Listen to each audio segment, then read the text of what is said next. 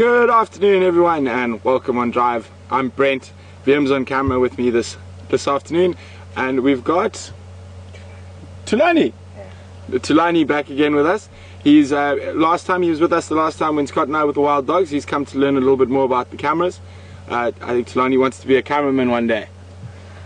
So we're very close to Buffalo's Hook Dam where Mark had quarantine mail this morning.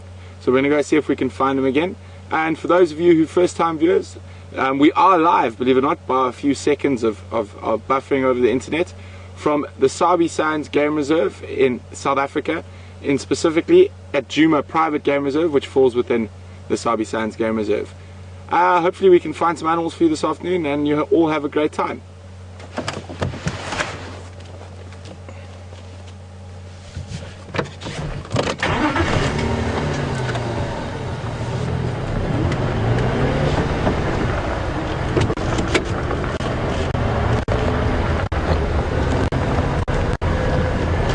So it's quite funny that quarantine was found here this morning after we drove circles around this late last night trying to desperately find a leopard, and the only tracks I'd heard of were in this area.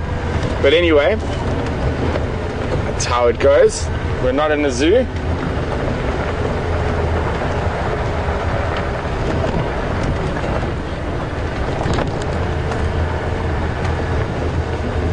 Afternoon mobile stations.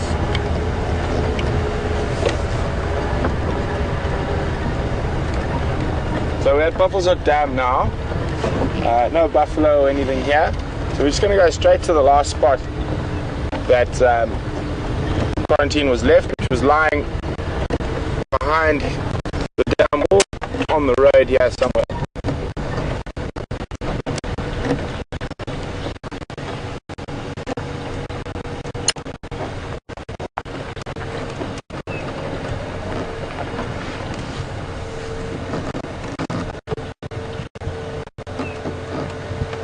There's an Inyala here, which probably means he's moved off. So we're going to have a quick look, see if we can find some tracks.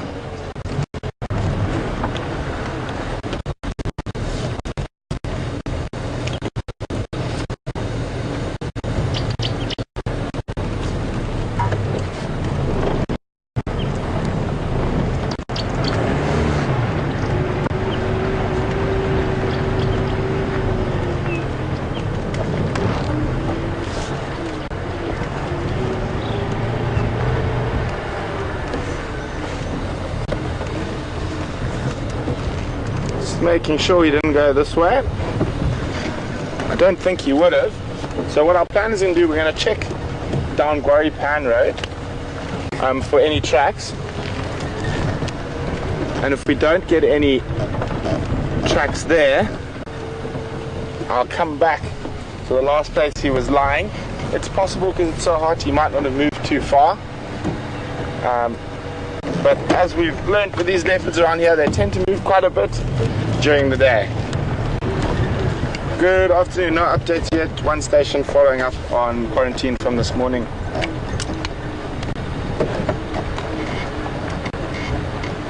I just checked last position. I can't see any Nkonzo. I'm not sure who the last vehicle here was. I'm checking for Nkonzo now. It was behind Buffalo's Hook Dam.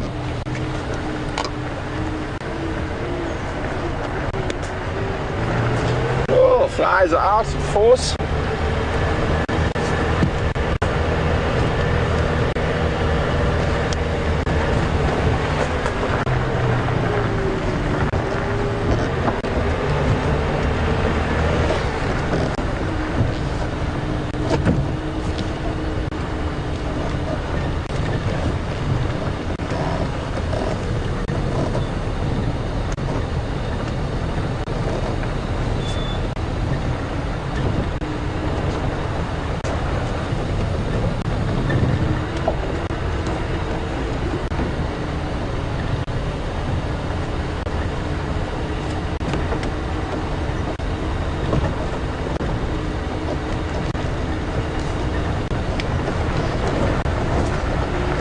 legs coming.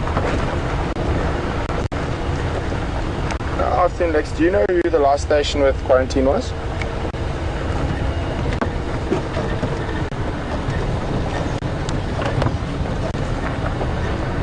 Okay, copy. Thanks very much.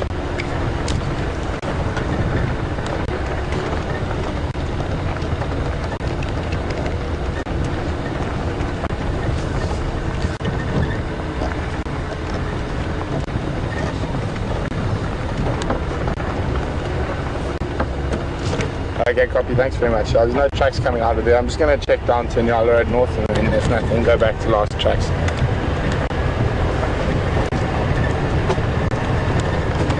There's some kudu dashing across in front of us there.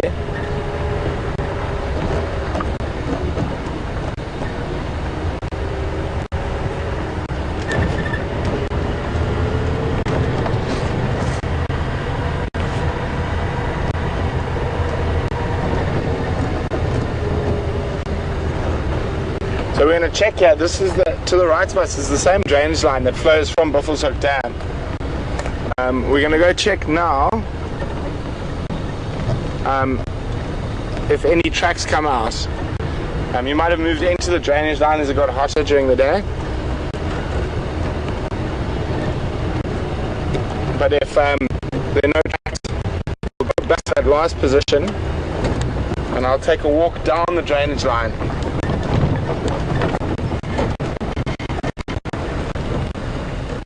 So if you kept going, he would have come, he would have followed his line.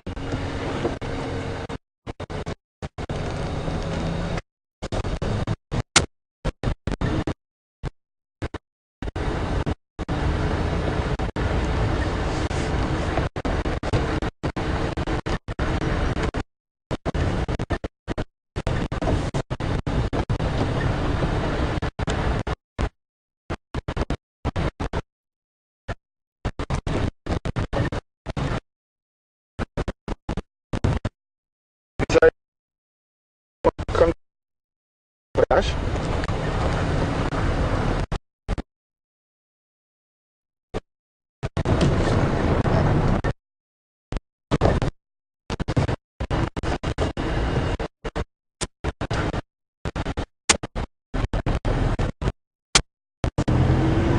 Yeah, if they do start heading west, I'd like to be kept informed, please.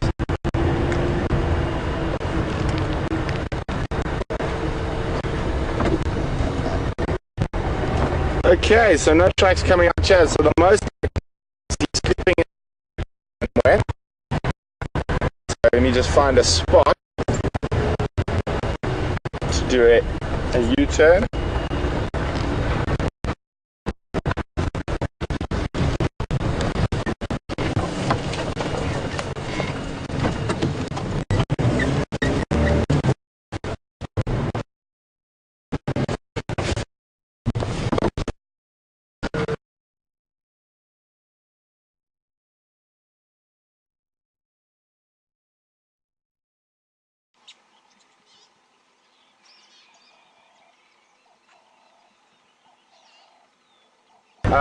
What happened is there's no tracks coming out of here, so I'm going to go back to the last position where Mark had him sleeping this morning, and I'm going to take a little walk.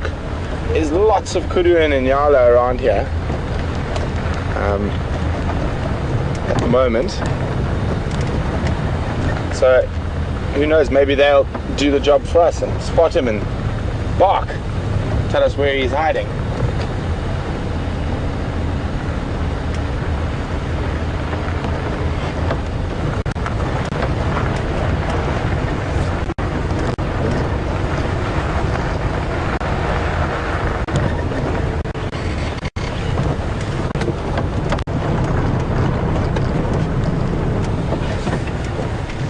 Going to leave Liam and Tulani in some shade, otherwise it's really hot out here today. So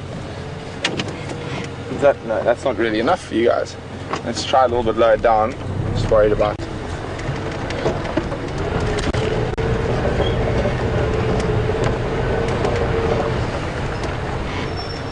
There we go.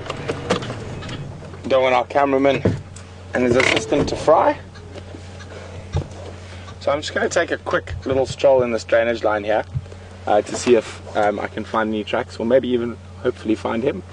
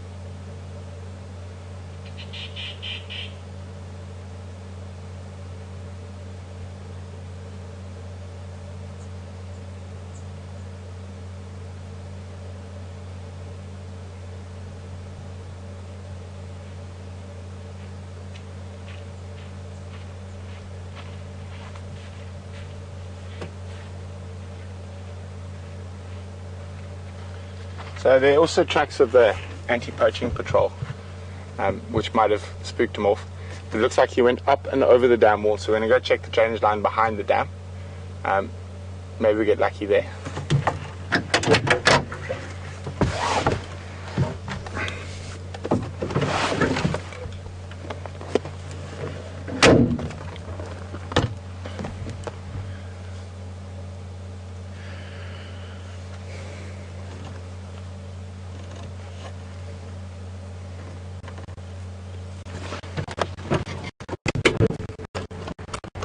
What I'll do is I'll try this side. You can see what I'm looking at so intently.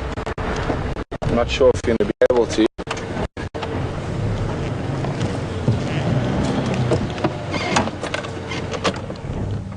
Can you see it? Or not really? So you see where the ground's been smoothed out there?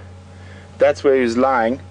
And there's just two faint tracks going up that steep bank there.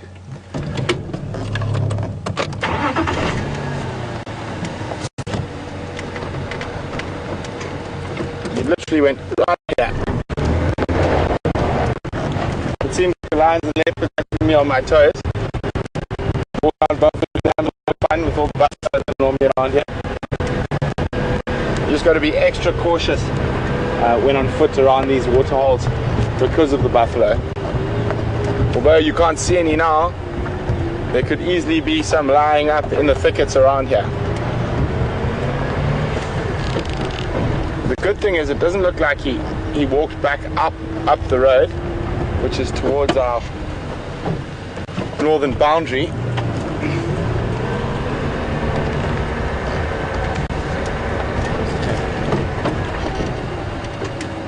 Sneak in there.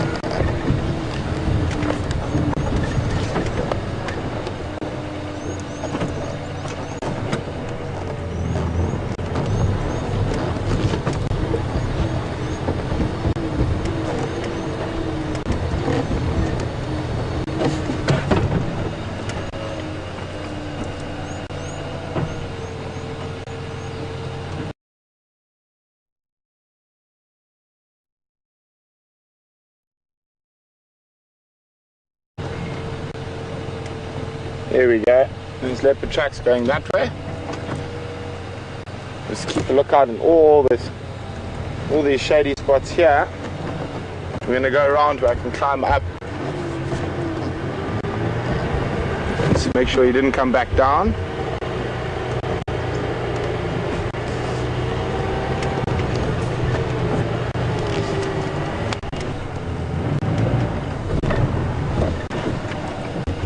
Doesn't look like it. That's a good sign. Remember, guys, you can ask me any questions you'd like. You can send those questions in via email to questions@wildearth.tv, or you can use the hashtag Safari Live on Twitter. And I think I forgot to mention that unfortunately we weren't able to fix the issues in the jigger, so it's only myself and VM out this afternoon.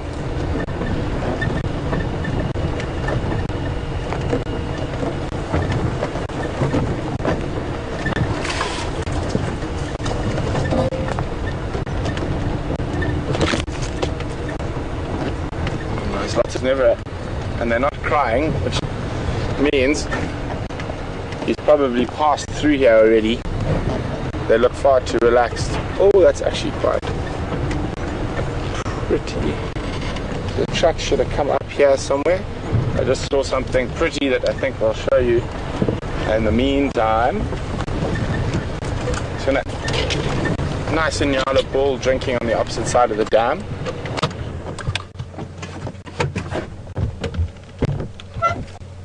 Oh, see what he's doing there? That's awesome. Putting his horns into the mud. That's awesome sighting. What he's doing is he's trying to make himself look more impressive so he can compete for the girls. Ah, that's why. Look who's on his way. Another Inyala bull. And there they start erecting the manes. So Inyala very seldom will actually lock horns and fight.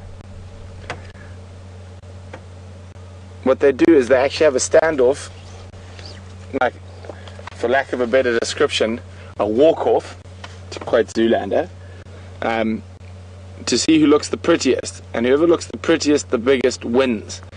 And they've developed this to try avoid physical fights which could lead to them being injured.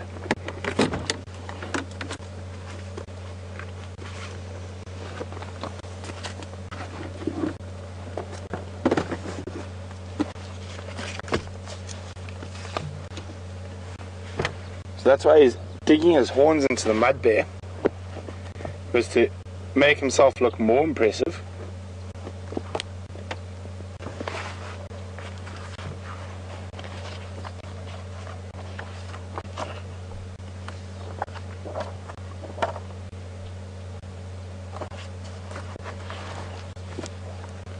So you can see it's all very stiff-legged.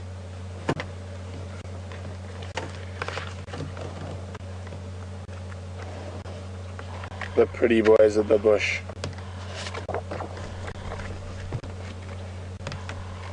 I think in human terms we call that peacocking.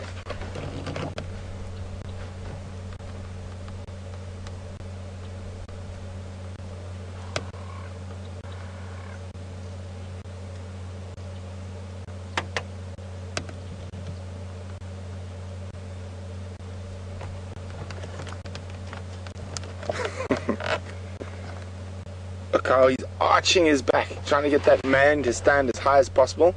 Also moving to the higher ground to look bigger.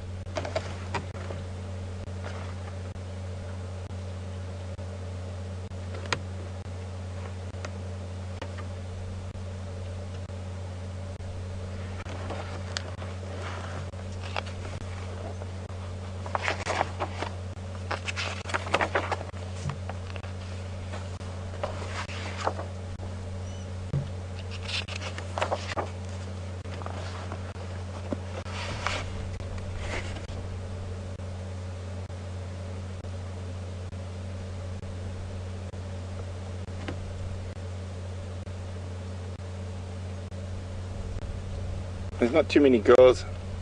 Don't see any girls around, so this might just be a practice run.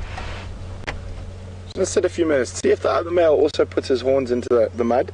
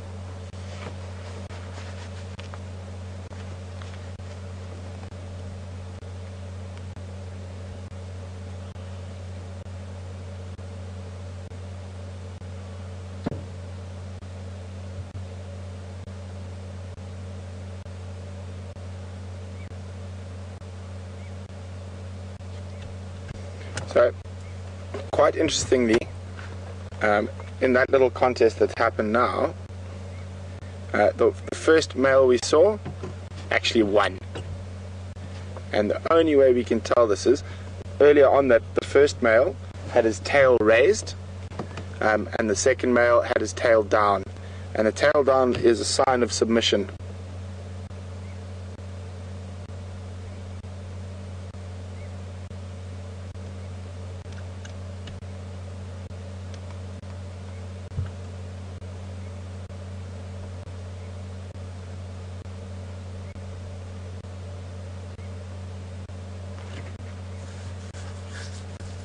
This male drinking now does seem to be a bit younger than the first male.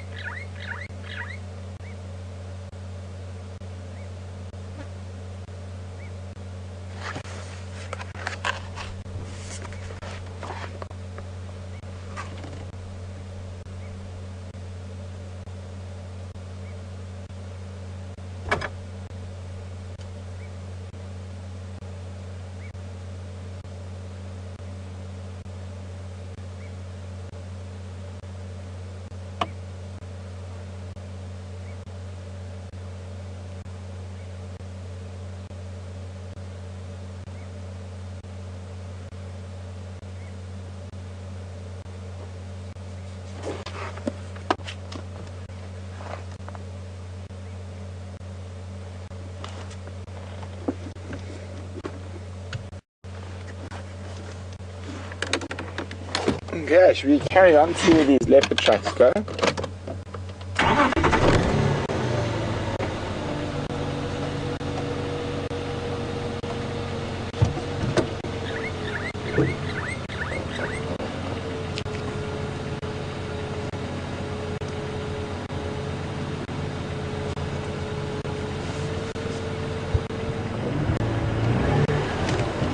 Good afternoon, Ray from Colorado. Ray would like me to explain the difference between sort of kudu and Inyala footprints, I think.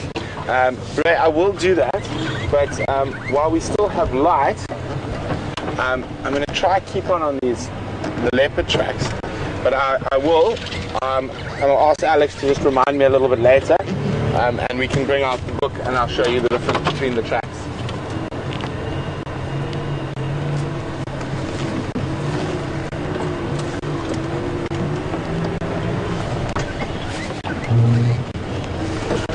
Around and not fiddling around in here, because Annie was quite hungry from what Mark was telling me this morning, so I think he's moved off.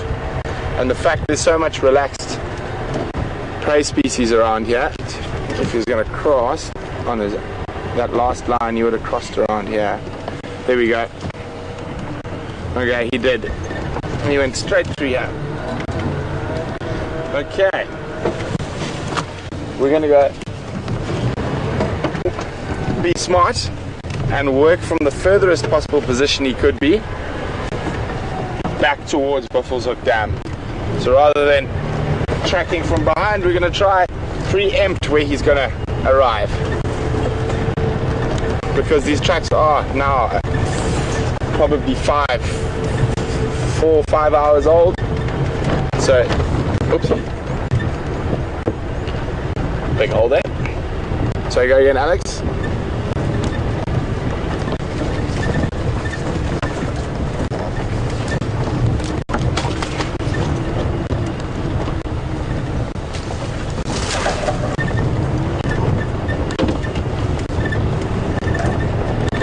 Oh, there's a funny comment on Twitter from Nigel after my Zoolander reference. He said we should have called those two.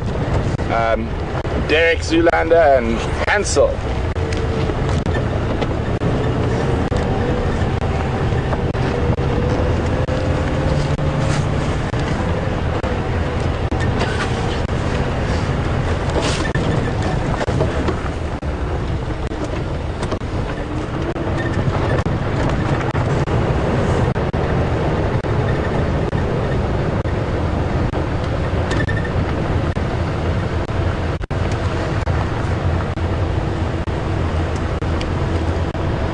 just Google heartworm disease in domestic livestock, because if it is present, there'll be more information to do with cows and sheep and stuff like that than wild animals.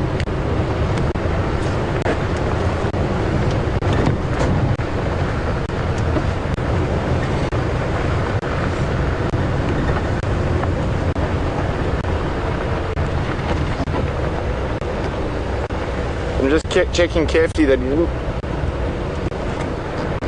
There we go. To answer you there, Julia. Thanks, Alex. It is not commonly found in South Africa. It could be to do with our climate. Maybe we're too hot and dry. Maybe they need a dormant period of cold. But I'll have a look when I get home. Jelani, are you going to spot us a leopard today? Okay, good.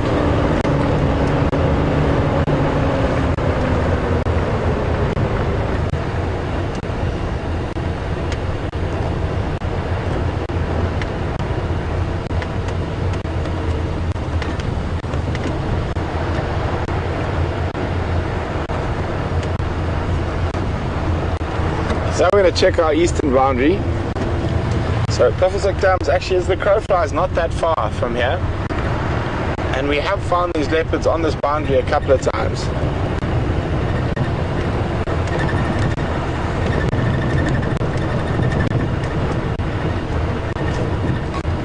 Joe or Joan?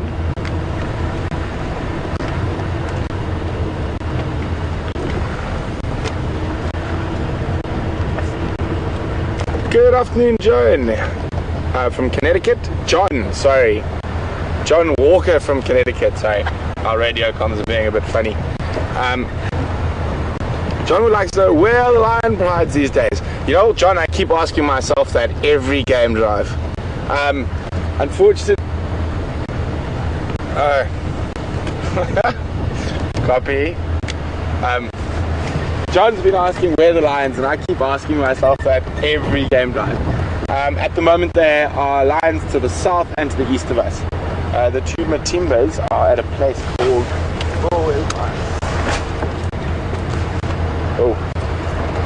You've seen the green map? Or did we leave it behind today? Maybe we left it behind. Oh, that's it. Yeah, it's stuck on your seat. Oh, okay, cool. That's probably stuck.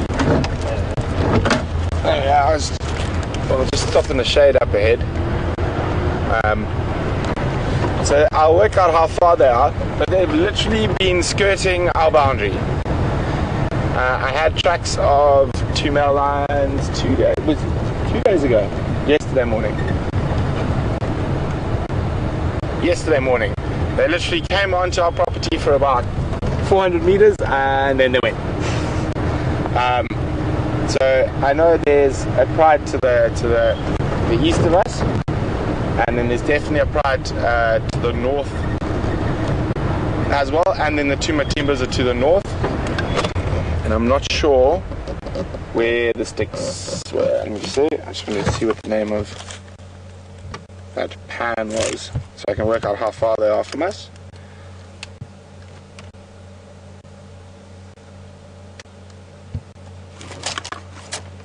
Just ask. Andrew, coming?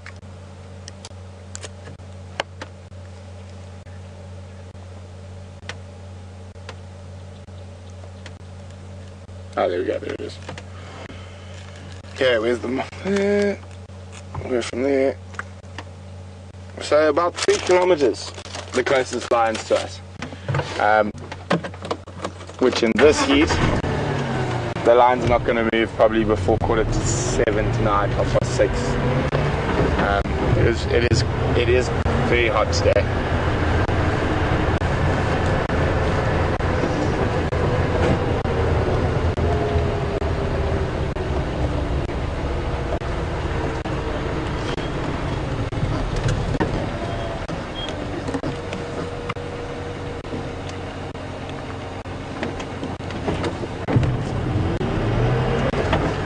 No tracks there, so what we're going to do is do the next road, and then we'll start moving our way back towards Poffelzoek Dam.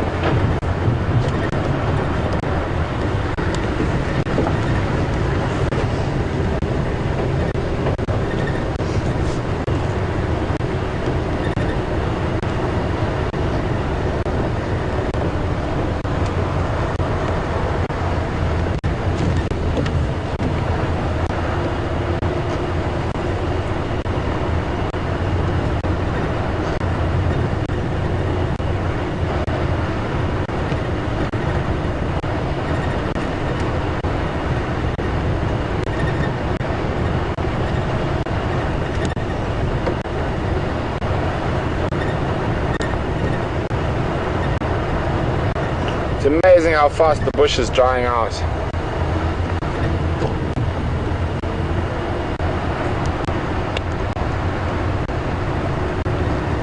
We've had quite a few wet years in the last sort of cycle, so it's about time we had a few dry years. It always works in cycles, and we've gone through a very wet period over the last couple of years.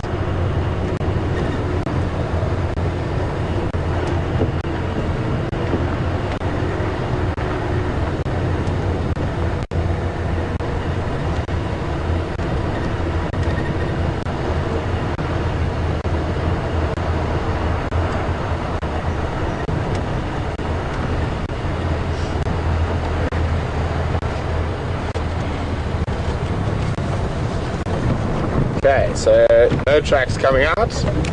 So now we're going to work our way back towards Buffelshoek.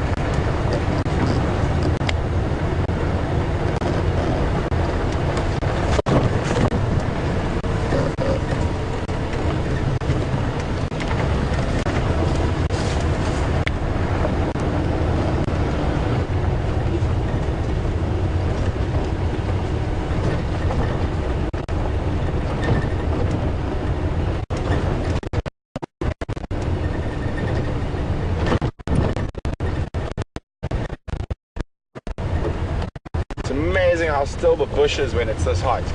I can't hear a bird, can't hear an insect.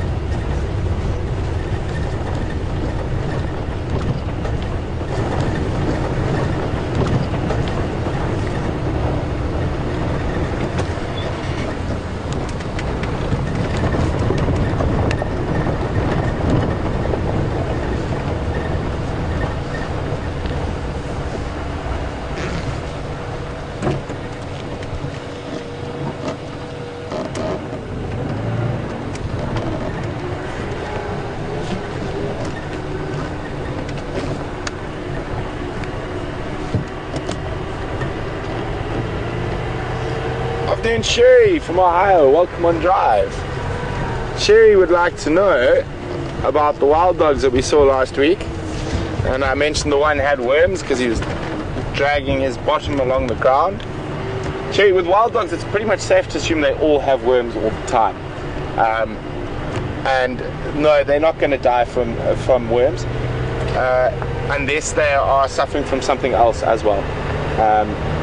Then a bad infestation of worms could cause them to lose condition faster, but they were not going to die from worms by themselves.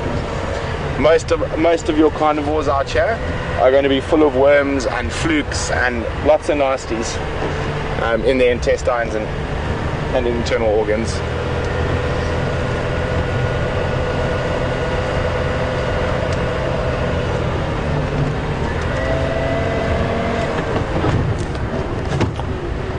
And so would your domestic dogs be.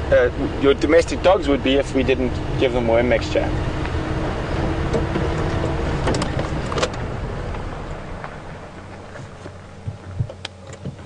Alright. Forward a tiny bit, see if you can see it. There's some dwarf mongoose around here. And magpie shrikes.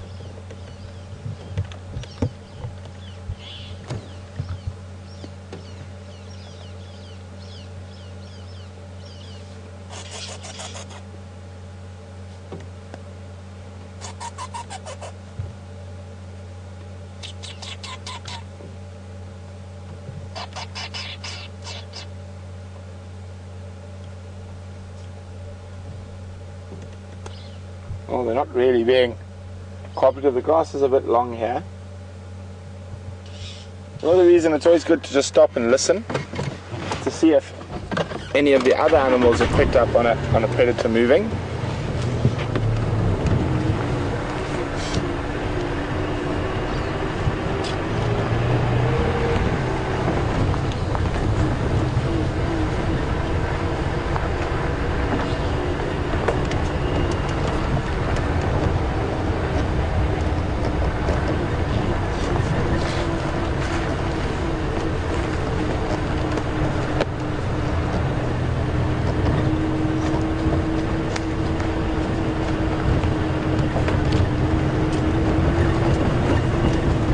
good evening, Brenda from Pennsylvania. Brenda's asking, because Djuma is becoming my favorite leopard at Djuma, is there any other leopards or animals that I've seen in the past that I was impressed by?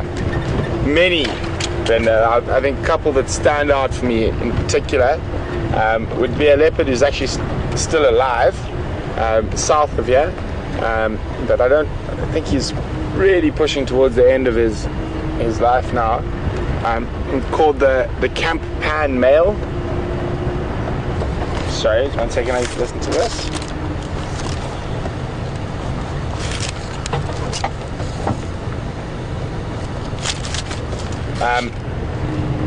The camp pan male.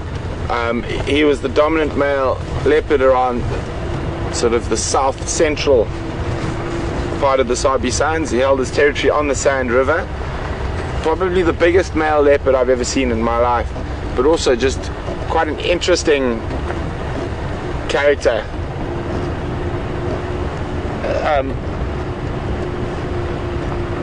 So basically, he used to do very strange things for a leopard, and he used to hunt animals that you wouldn't think was very smart for a leopard.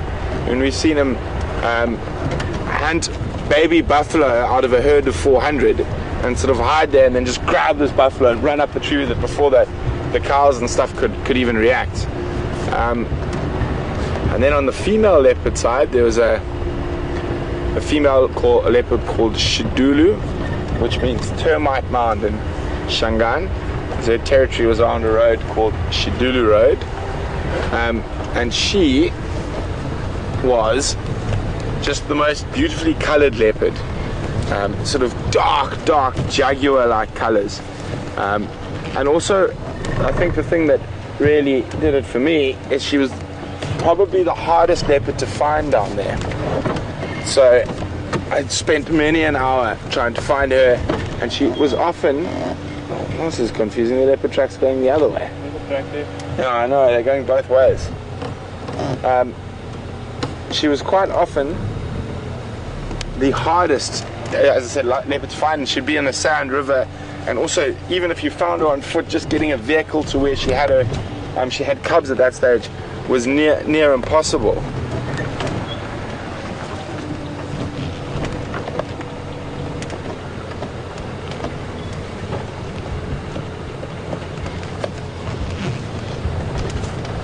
So a lot of hyena tracks around here as well.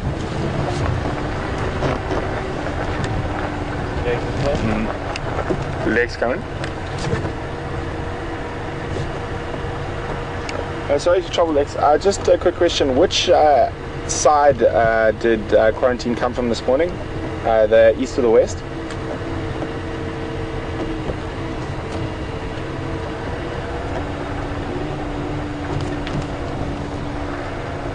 Copy, thanks. Ephraim, do you copy? Ephraim, which direction where did you find quarantine first this morning?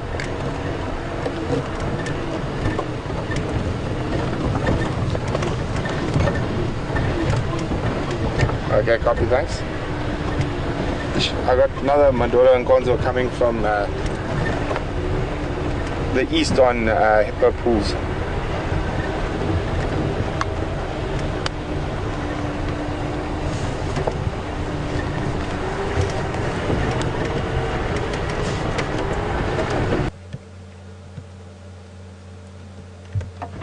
So there's more than likely not a leopard moving around here, because in this thick bush willow to our left, just can see a little monkey face. See, they always act like they're guilty. They always look like they've just done something wrong, or they're about to do something wrong. Especially when you look at them for a long time, they're like, oh, what have I done? What have I done? What have I done?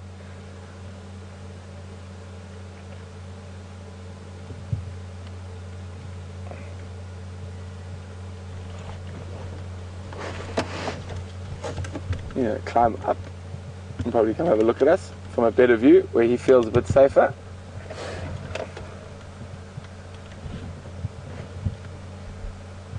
There you go, peek, peek.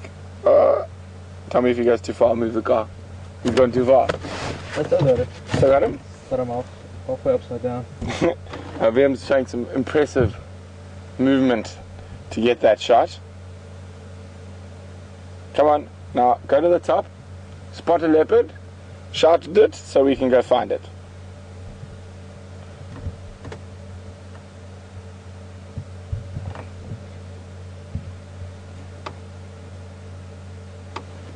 Move back a bit.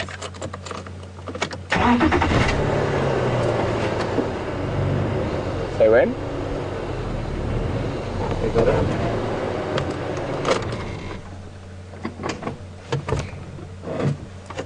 There he is. That's a big male. It is quite hot. I'm sure there's a... I think I saw definitely two. There's another one in the tree just sitting here, but you can't really see him or her. Probably doing a bit of sentinel duty as it gets cooler and they're going to start moving again and feeding. Probably been resting during the heat of the day, so he's climbing up to the top of a tall knobthorn tree just to make sure there's no leopards hiding close by.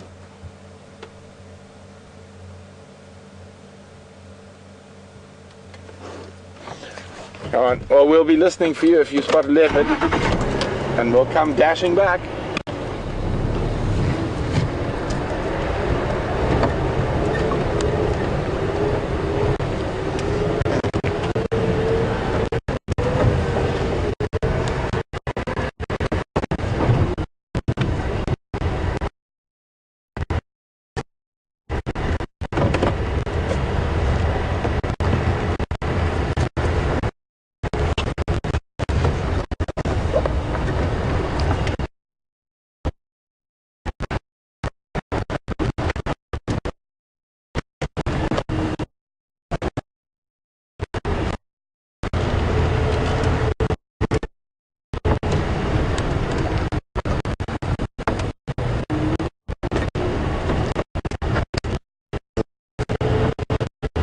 Male.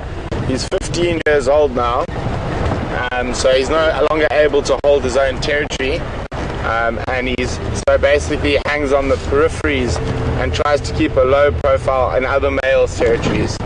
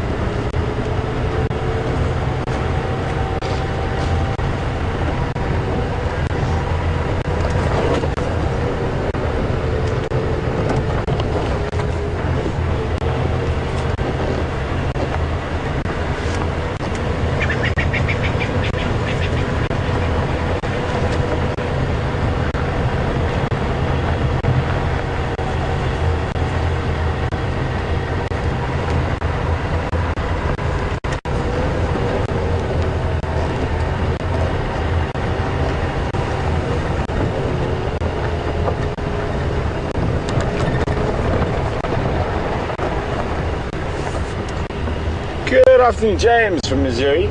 James would like to know when the last time I saw frost or below zero temperatures in the Sabi Sands. That must have been about 2006 or 7, I think, was the last time I saw frost in the Sabi Sands. I haven't actually been here in the sands since around then. So I think 2008. 2008 I think was the last time I was in the sands working. Yeah, I think maybe 2006 or 2007 I saw frost. But to answer the second part of the question, have I seen frost before? Unfortunately, it's very terrible and very cold. We do get quite a lot of frost in the high veld of South Africa, and also anywhere around the mountains, Drakensbergs, in the Karoo, in the Kalahari, even in Botswana I saw frost.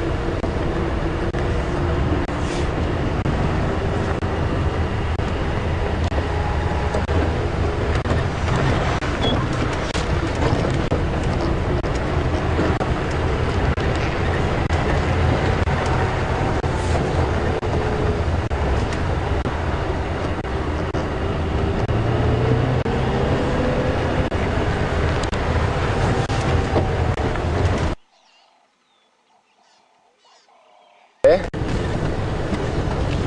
And we just try to fiddle to see if we could fix it. It seems to be a bit better now. We've got some. See, this is how much I like you guys. I'm gonna drive and show you the buffalo, even though I'm gonna get mauled by flies. Just nice afternoon lights on these buffalo. Hello, old man.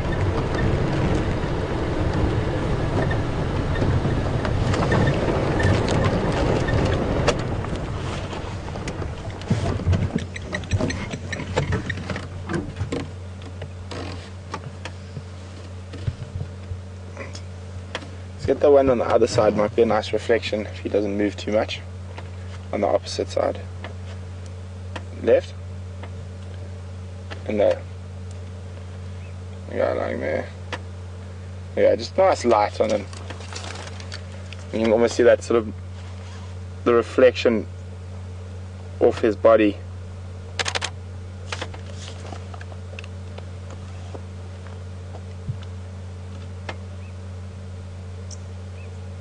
Oxpeckers.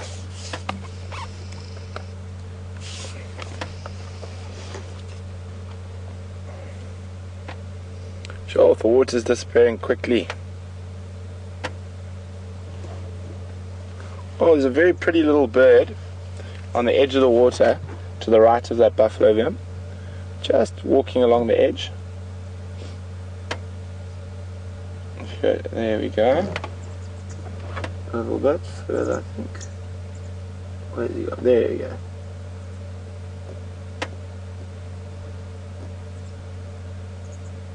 Two of them. Little three-banded plovers. Foraging on the edge there.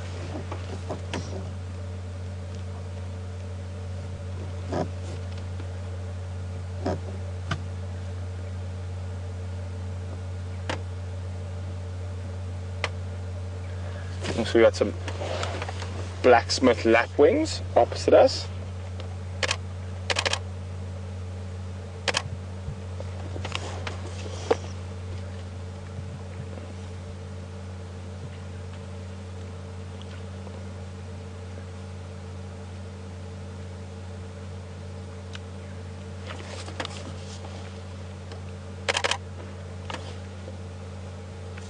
And a buffalo walking by him, dipping into the water just to cool off.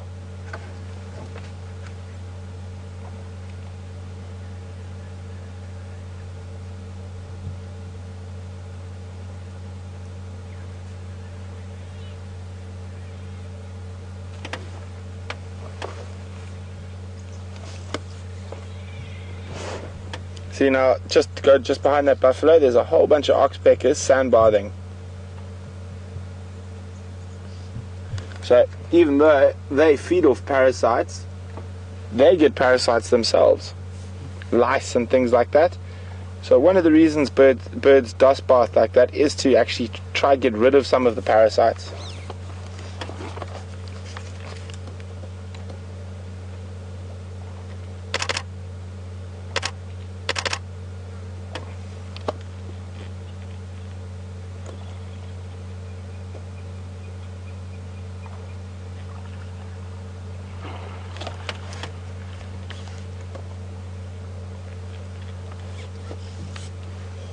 I'm having a good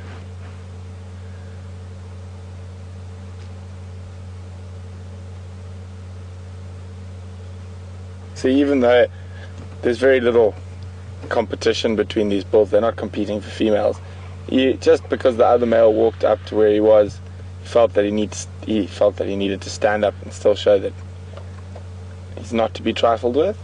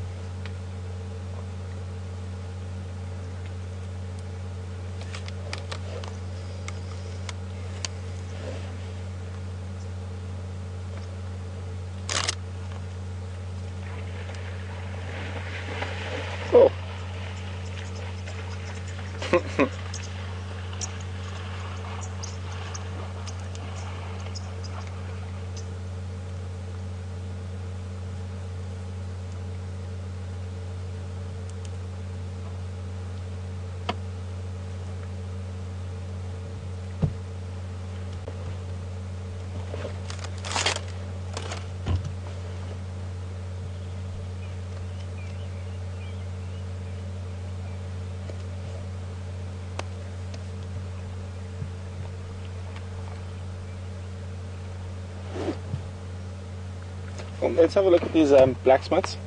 They're having a really nice bath here. Really getting it cooling off nicely. Oh, self-conscious all of a sudden.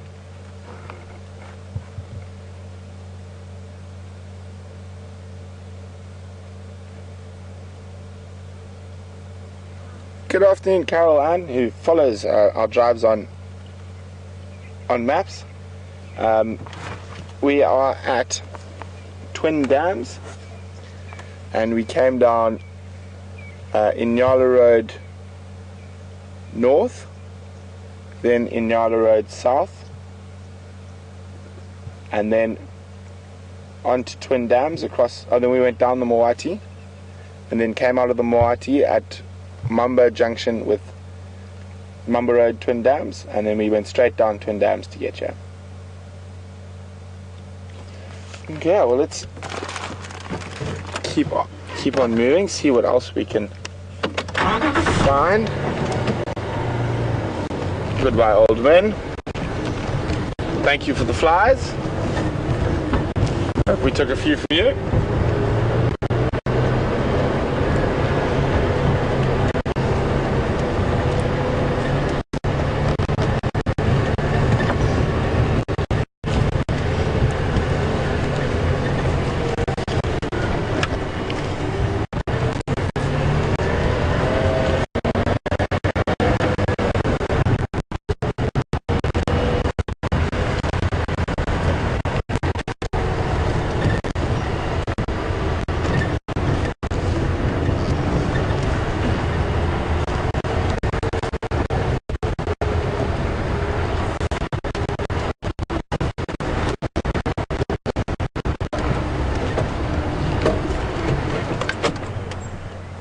On the terminalia just to the right of me, crested barbet just landed.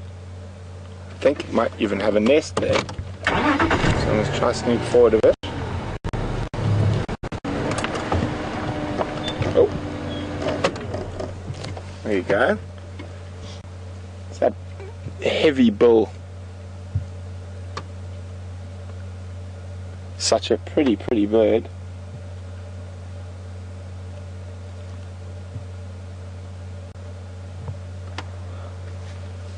Oh, pop, pop.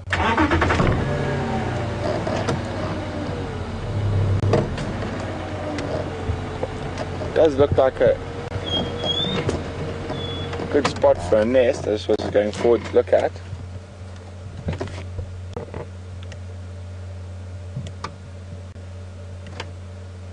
Doesn't look like a nest. It's like just checking out the hole.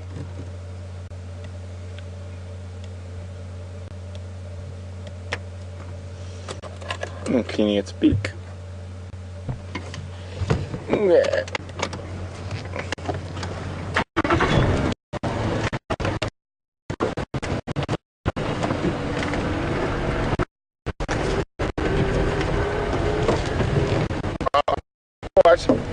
We'll try some indigenous insect repellent.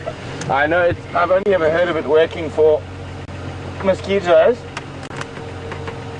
never for flies, but we'll have a look at some dwarf wild sage, see what happens, see if it works. Anything's good. Maybe we found the miracle cure for fly infestations and worries. We'll put it on the dashboard. That's where they like to sit and attack me from. Back of my seat. Bit more on my face. Okay, and then I'll keep the rest as a swatch if it doesn't work. Maybe dwarf wild sage is the answer. Maybe even put a sprig in my hat. There we go. Let's see. Maybe we have found the answer to the flies.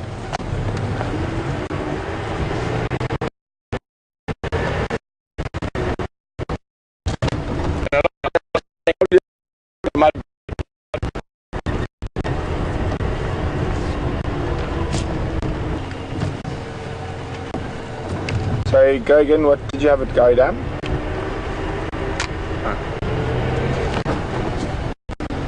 Okay, copy, thanks. Sean, which way did you come in?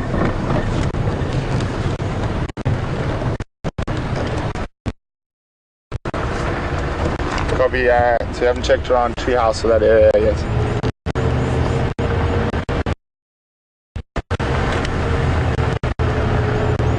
Yeah, copy. There's some more Nyari Twin Dams. I did the Moati from south to Mamba Junction, and then I came out and then Twin Dams. I'm gonna head towards Nest and go in there now.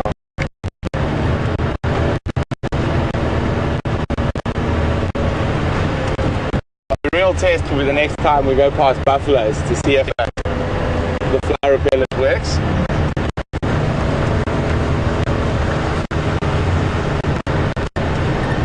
Maybe you should take some home having lamb chops, sage on the lamb chops on the fire. I've done it before, it's very good. Also stews, I like to use wild sage. Also with the lamb, wild basil is very nice, but let me see, I'll keep a lookout for some. There's a whole bunch of different wild basil species we get out here.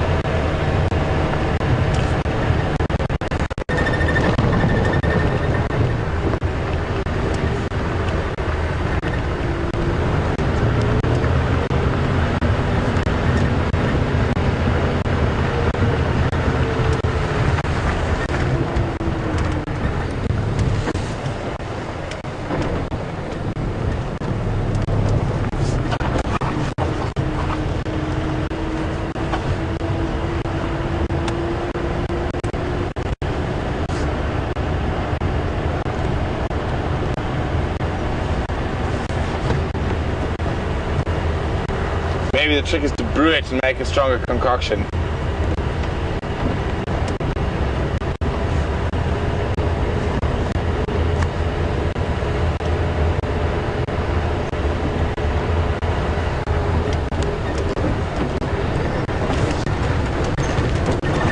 Oops, sorry.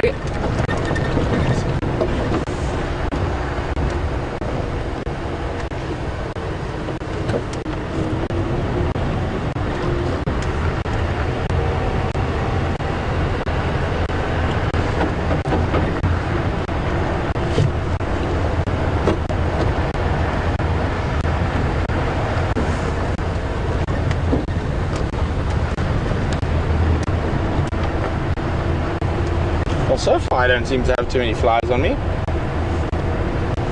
Not on the dashboard.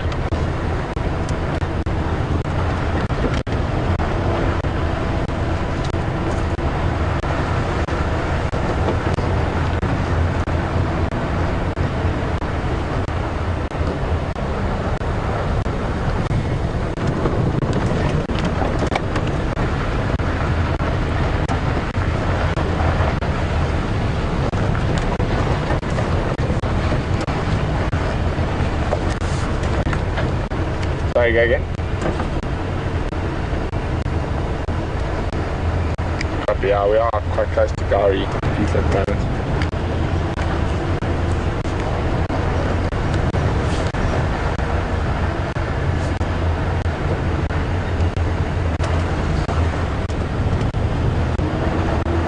Male and Yalas display off against each other.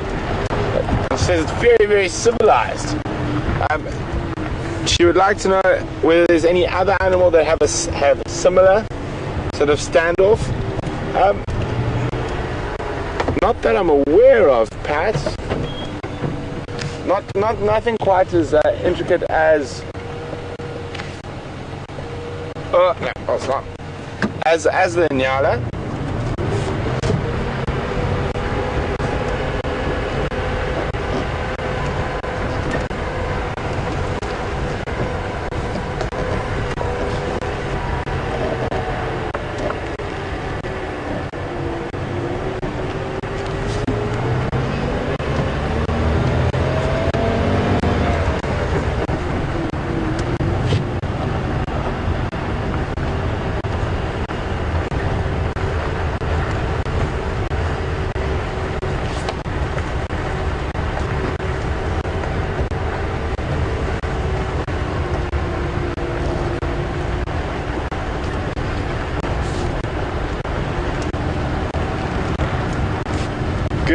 afternoon, Matt from Texas. Matt would like to know, do oxpeckers nest and raise their own babies? Yes, they do, Matt. They normally, quite often, they'll nest in hollow holes in trees. Matt was just asking because they've got something called a cowbird in Texas that used to follow the herds of bison. But they were brood parasites, Matt. The term for a bird that lays its eggs in another bird's nest is a brood parasite. Almost all cuckoo species are brood parasites as well. But no, oxpeckers are not brood parasites. They do look after their own young. And quite often, I have a look at the moor buffalo here. When you look at a group of oxpeckers, you can actually see the youngsters, and they will forage with the adults. You can see that they don't have that red on their beak. They're a little bit more dull. Oh, there's some buffalo on cue. First to look for oxpeckers, and second to test whether the sage worked for the flies.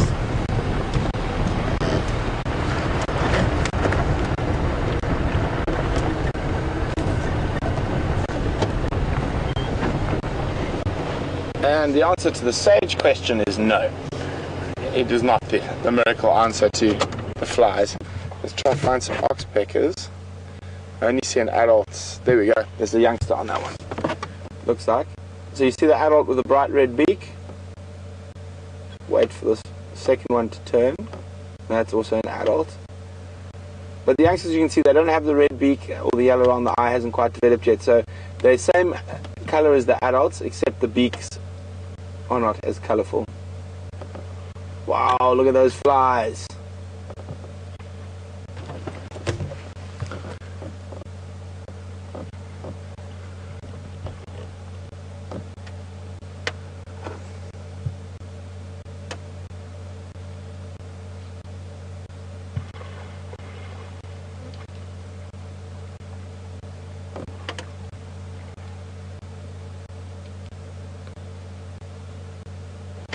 I've only had one fly. Maybe it does have some effect. But maybe not.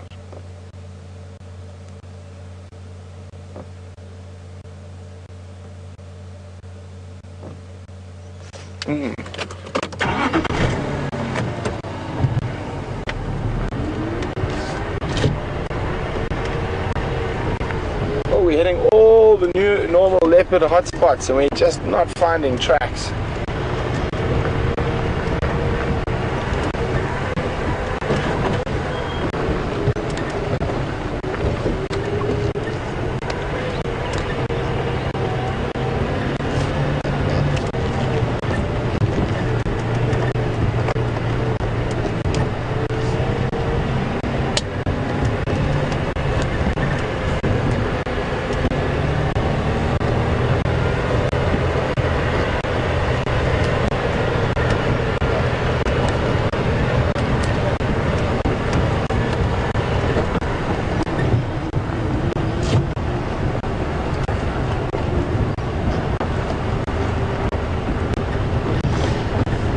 So believe it or not, these are not the worst flies I've ever had to encounter in my life.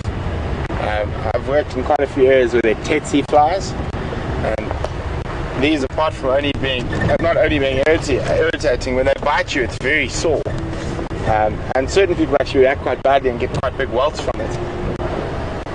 It's a wildebeest.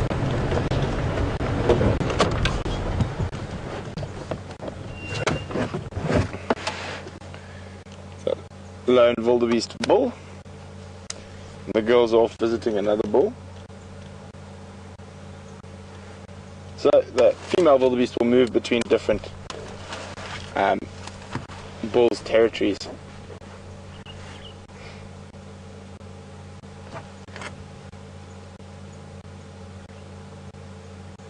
And as I was saying about tsetse flies, and believe it or not, one of the old ways that we tested it and it works, it just depends on how comfortable you are with smoke, is we took one of those very big old cooking pot from the kitchen, And to keep the tsetse flies out of the back of the game drive vehicle, you put elephant dung in it and you burn it. So you got a choice of sitting in smoke from dung, or being bitten by tsetse flies. But it was actually quite effective to keep the tsetses out. The only thing I've ever seen that is effective with tsetse flies. They are immune to everything, and it's amazing. They are one of the few insect species, although they don't actually give birth to a live young, it seems that way. So that they keep the egg inside them, so when the egg hatches, the larvae comes out of the abdomen of the female as a developed fly rather than as an egg.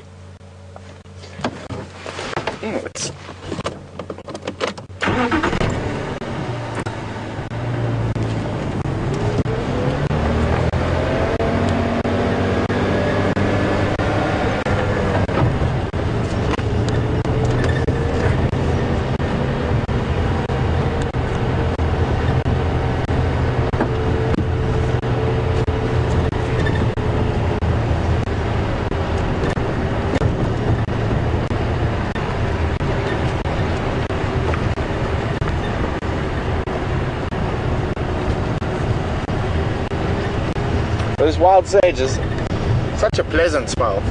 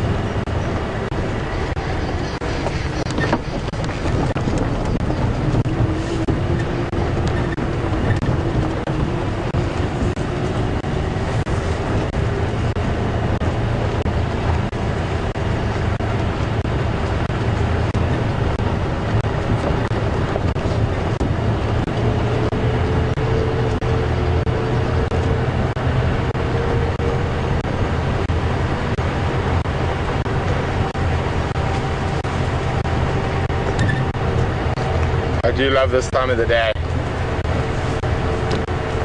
My dad always says that at this time of the day, you wonder why, and especially, I mean, sunsets are beautiful all around the world, don't get me wrong, but when you're in the bush, the slight change in temperature, the smells, the light, my dad always says at that time of the day, he always wonders how anyone would want to be anywhere else but in Africa. And I have to agree with him wholeheartedly. Could not see myself living on another continent.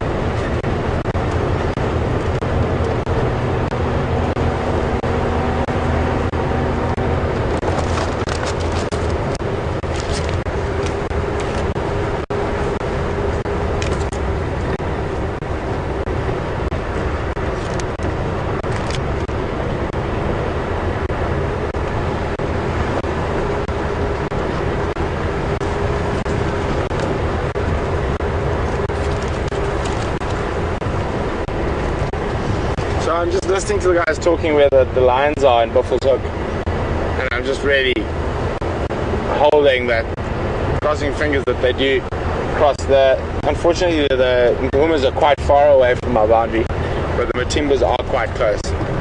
So maybe they'll come across tomorrow morning.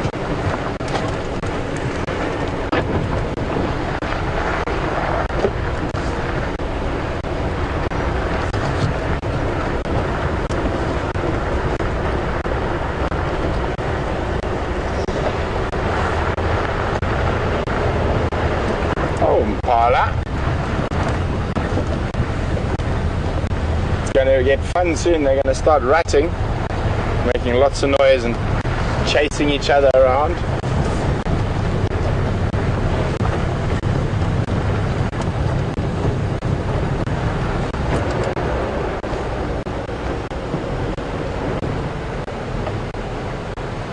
So all these little bachelor groups are going to stop being friends quite shortly. Start fighting for females. The one closest to us, he's probably definitely going to be competing. Safer.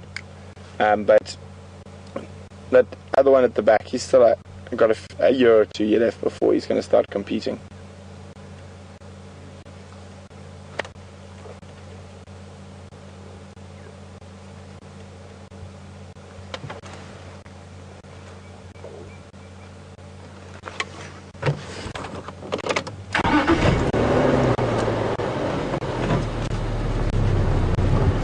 Bye, boys.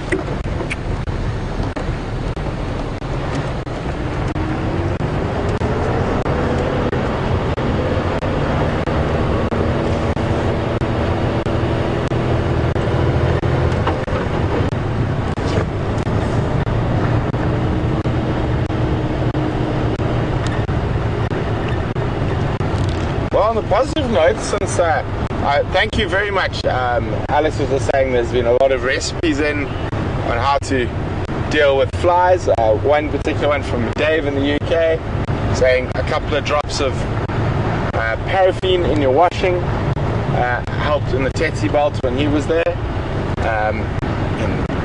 And then also Diane in Michigan saying, well, I need to come see a sunset over Lake Michigan. Apparently that can compete. And for me, there's one real fundamental problem with Michigan. There are no lions, and there are no leopards, and there are no elephants, and there are no wild dogs.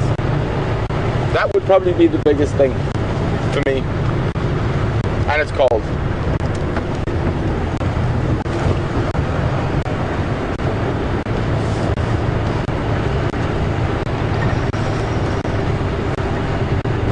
Yeah, I'm afraid I'm very, very African. My ancestors arrived in Africa in 1820. For us English speakers, that's of English descent. That's about as pretty much as early as you can get.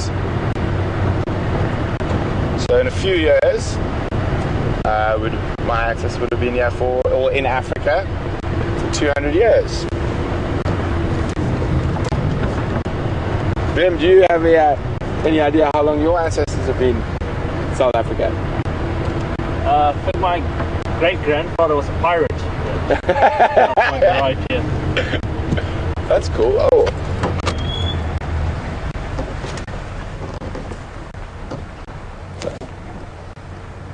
Should savor the views of European rollers we get, because they're going to be moving shortly. Definitely seeing less of them now. They're going to be coming to visit our viewers that live in the south of France and in Portugal and in Spain.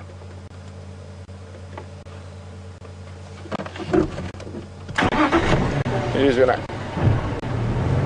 Oh, it's going to be a cracker of a sunset.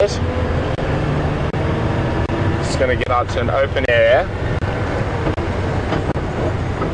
And then I think now it should be cool enough that there might be some activity at the hyena den.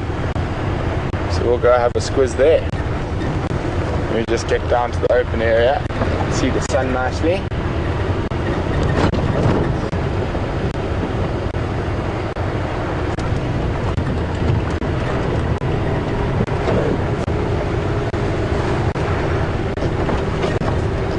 Oh, what wonderful light. A set over the Drakensberg.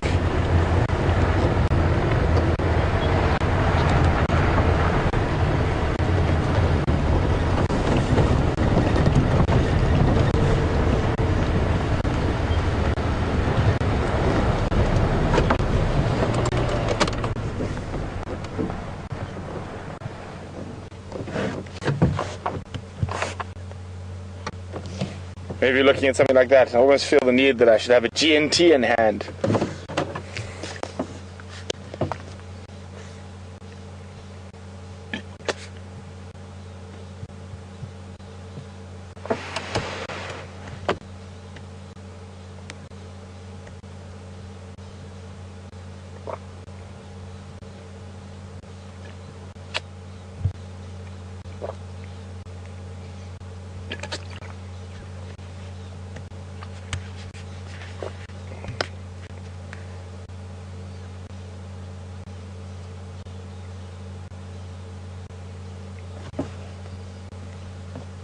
I'm just going to sit here for a while, enjoy the sunset. Also gives me a chance to listen, because this is the time of the day that predators like to get moving. So strange enough,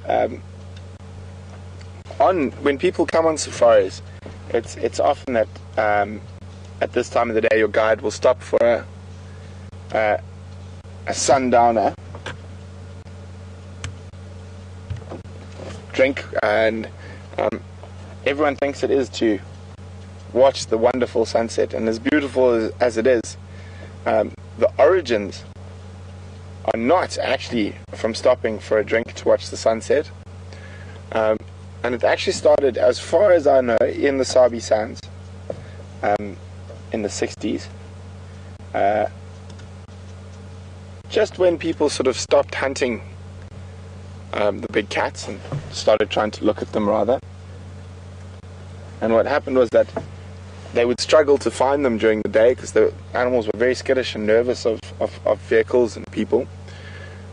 So the guide would stop and take out the cooler box, start handing out gin tonics and beers, and the tracker would actually go off and sit probably 100 meters away from where this was happening. And he was listening for alarm calls of any animal that might have spotted a leopard or a lion moving. So the origin of the sunset is actually to find predators rather than to enjoy a drink. The sunset drink stop.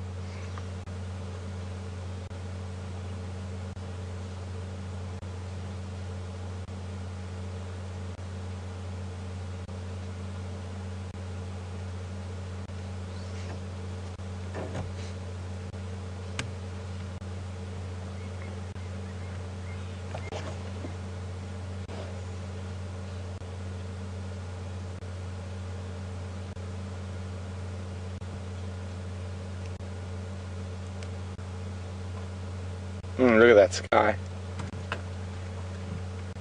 If I remember my clouds correctly, could be wrong, a bit rusty, but I think those are cirrus. No, sorry, not cirrus, stratus. Stratus. So very high and mostly ice. But they do make for very picturesque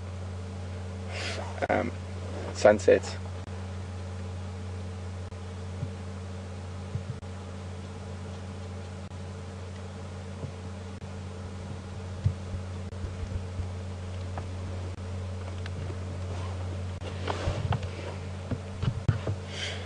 Well, the sun's halfway down. I think it's about time to go look for some hyenas, maybe. Hopefully the den's active. Otherwise, we will continue to search for some more predators. Just wish we had some tracks.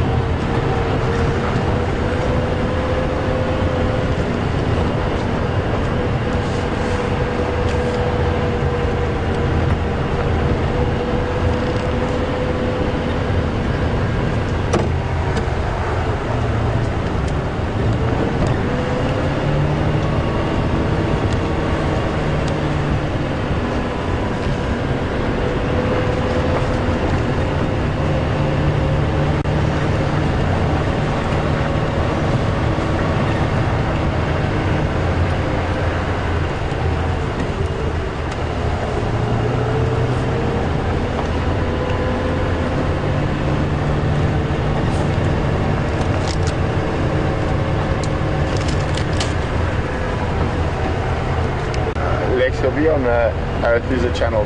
If you don't have it, I can call him and get him to come back to this channel.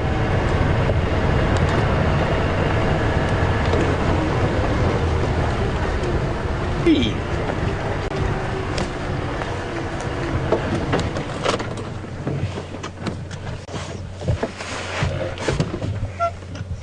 So the adult's lying where we normally park. You can see there. And then the 3 cubs behind.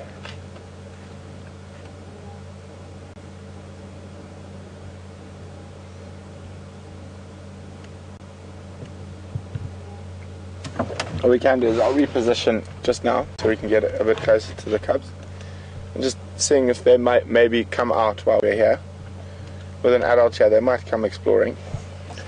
It's amazing how we can watch those spots develop on them. When we started viewing that little one who's running towards us now, we could barely see a spot, all black. And now look at all the spots.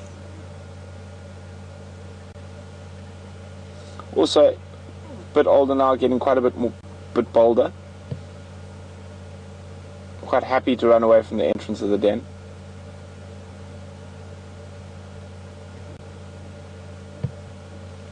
Come investigate us.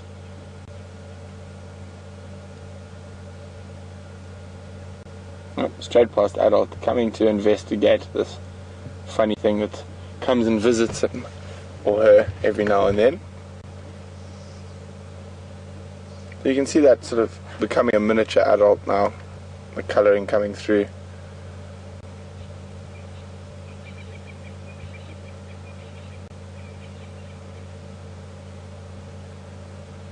Still going to be very reliant on mother's milk.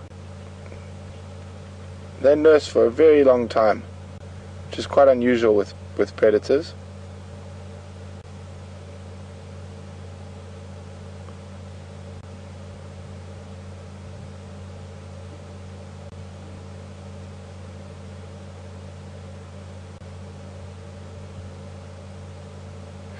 That is not nursing. What you're seeing there, that's a submissive display by the hyena, by the looks of things. Not 100% sure, I can't really see, but I don't think that looks like nursing.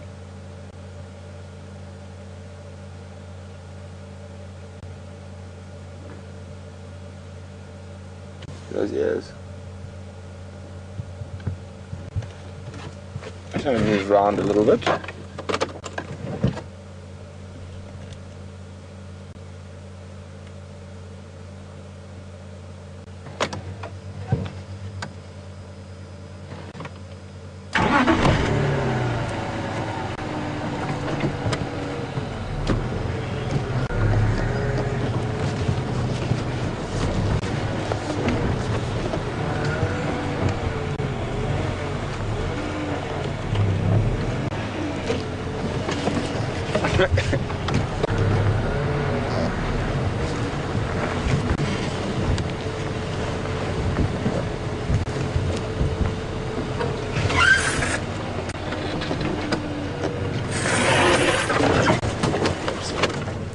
Oopsie, sorry. One. Oh no, maybe it was nursing, and can see swollen teeth. If it is, her ears have had quite a remarkable recovery since the last time I saw her. I just need to see if she's got that scar on her back. She does. So this is the mother. This is actually the same hyena that was underneath Kunyuma's kill for a few days, feeding off those scraps. She's got a very distinct scar, it looks like from lions, on her back. And her ears were much more tattered the last time we saw her. Nisikaya of Zoe's, Rebecca's is active, and 2 Nyoni at the junction of Rebecca's, Zoe's, and the access to Nisikaya.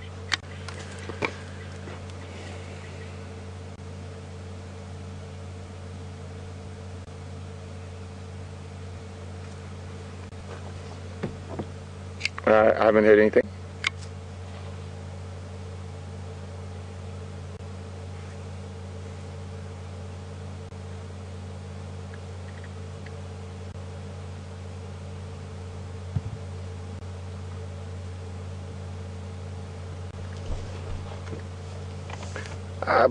Good evening, Happy Cab. Welcome on Drive. Happy Cab would like to know whether baboons, warthogs, or hyenas have the largest canines. Well, of those three, baboons by a long way. Baboon has a longer canine than a male lion. But warthogs don't have canines, they've got tusks. Canine is a tooth structure that is carnivore specific. So your herbivores don't really have canines. They have, or in that case, they have tusks. Hyenas do not have particularly long canines. They've got very large, robust canines, which helps them with crushing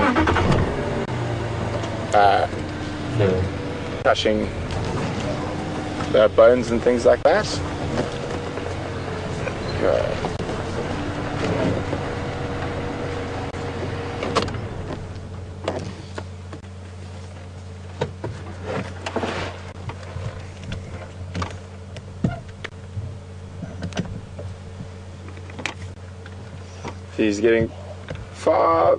She's getting far bolder. Far more bold. Whoa, how's my English this afternoon?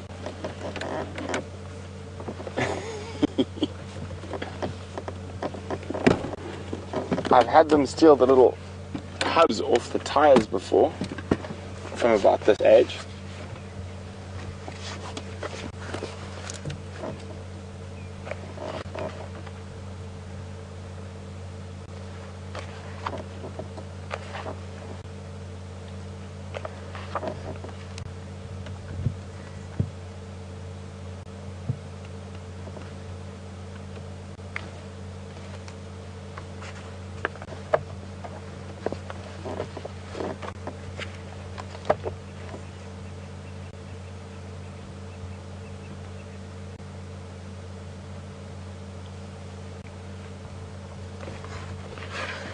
So I've got a question out there for everyone.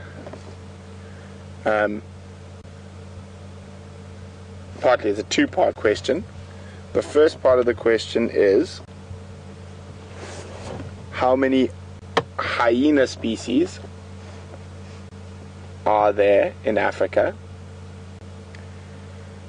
Second part of the question, what is the only country outside of, actually let's do that one first and then we'll do the second one later. So how many hyena species are there in Africa? And potentially, no, let's just leave it at that for now. And please send your answers to questions@wildearth.tv or just use the hashtag SafariLive on Twitter.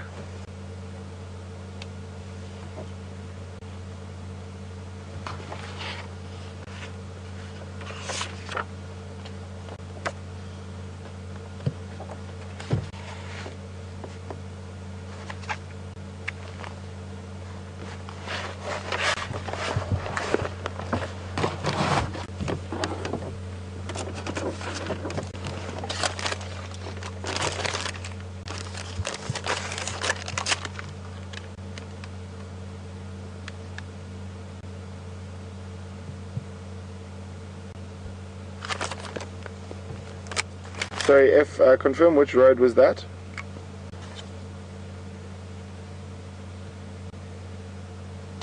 Okay, copy, thanks.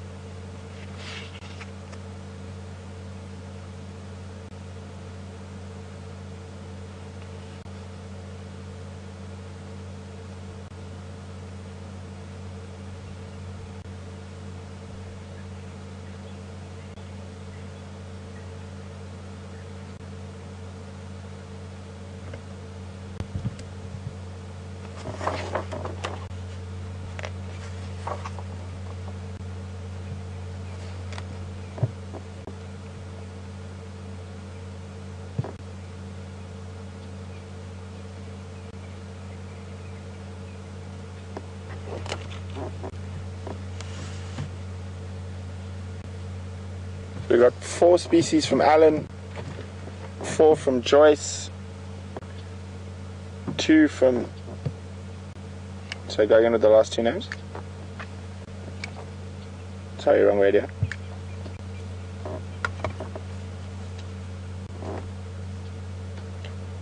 Mention 4 and 3.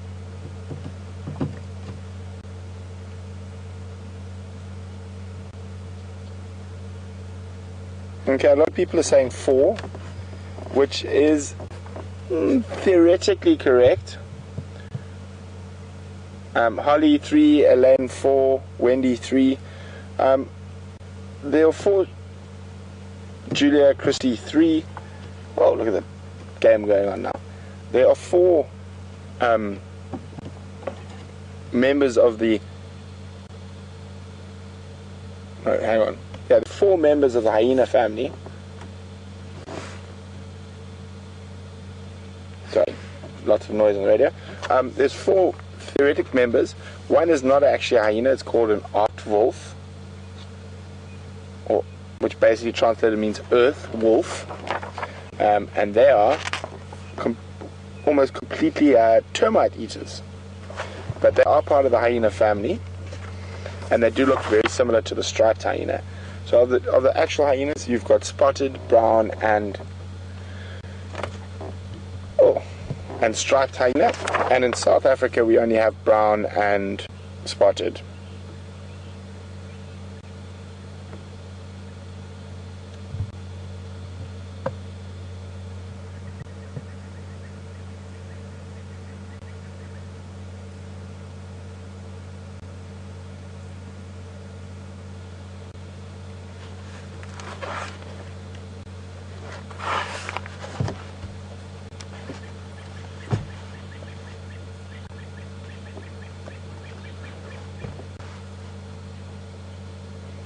Well, apparently someone's saying that aardwolf is also called civet hyena. That is not a name I've heard from them before. I've heard them being called maned jackal before. There's another name sometimes that was used in the old days, because they've got a very long mane, and one of their defense mechanisms is to erect that mane when they are under pressure from other predators. That's cool. Yeah. I've never heard the civet one before. I've only heard the maned jackal. Oh, lots of games going on here next to me.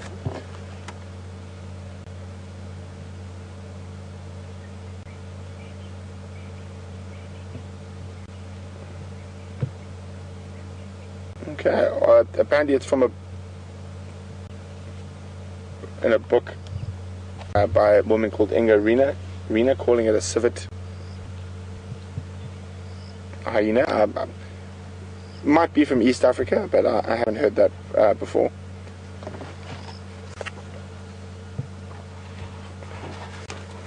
But now, the second question I wanted to ask, you can tell me what country outside of Africa has hyenas, lions, leopards, rhinos, elephants, and a type of wild dogs. Which country outside of Africa has hyenas, lions, country, which country outside of Africa has lions, leopards, hyenas, rhinos, elephants, buffalo, and a type of wild dog, and historically, within the last few hundred years, also had cheetah?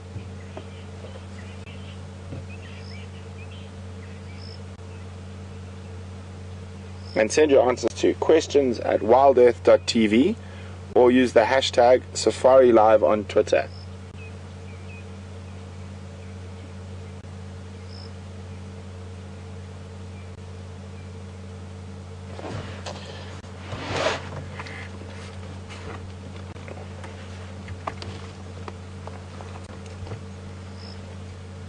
There we go.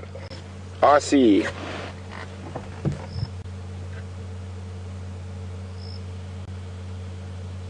RC is correct. We're just going to wait for a little bit longer for a few more answers to come in. Joe in the UK. Ellen. Oh, apparently it sounds like a very, very easy question. Everyone's got it right. It is India.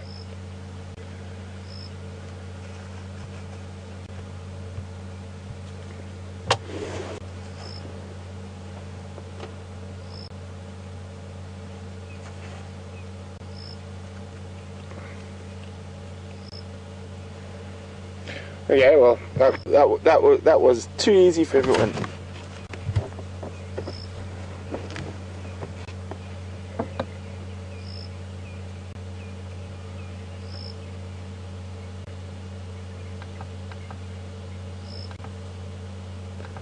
So, as I'm sure you've noticed, we don't stay at the hyena den after it gets dark.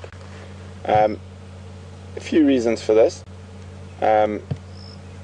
Because the Sabi signs, the tourism has been going on for so long, the lights at the den might attract another predator. Just being curious. So, and it looks like the adult's leaving now, off on her way to go forage and hunt. So it's quite likely that these little guys are going to head under, and I think we're going to head off and see if we can maybe, hopefully, find a leopard in the last little bit. I just got a feeling we need to go around there. I mean, look at that, almost immediately the two youngest. Oh no, she's coming back. I think I just heard a loud growl from her. Maybe she was saying like, "Get to bed, you little rascals." Whoop, head pops.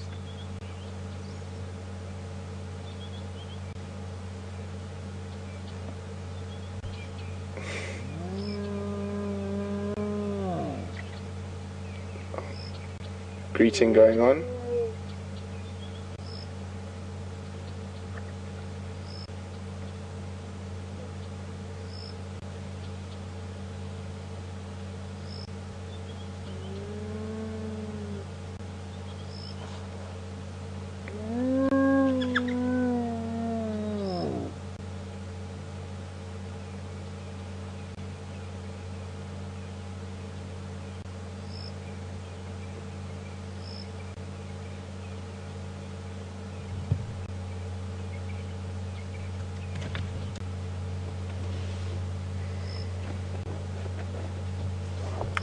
Evening, Sandra from Canada.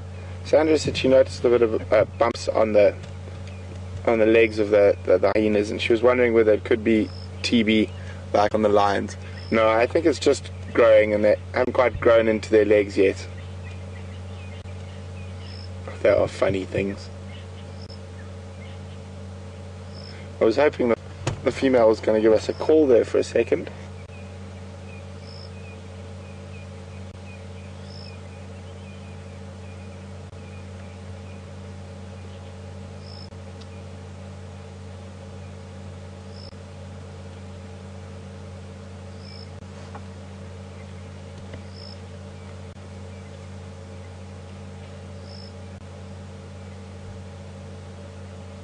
So it looks like she's about to set off. Be interesting to see how far. Yeah, they're not going to follow too far.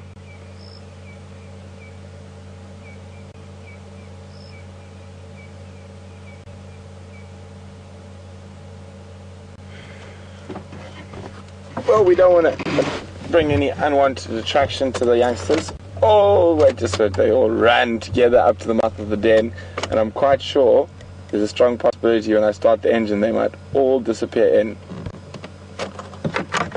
Just, they won't be as bold when there isn't an adult around. Oh, or not. Getting used to the cars now.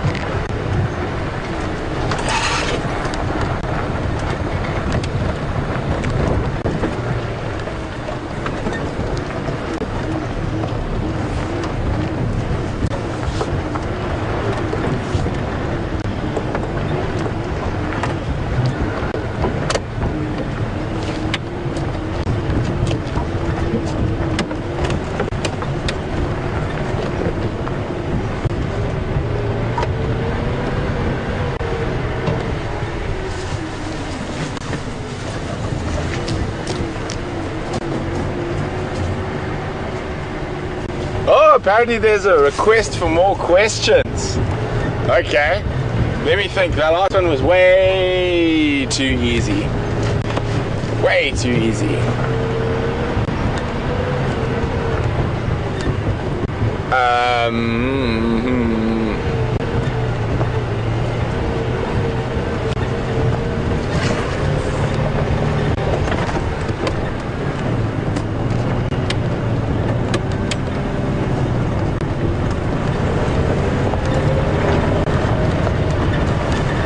I'm sorry guys, I'm just thinking.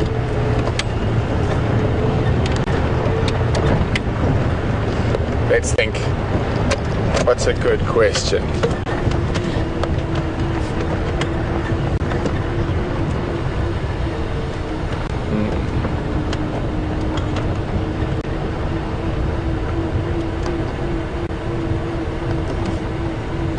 Well, let's keep it local for now. Let's do a Sabi Sands question.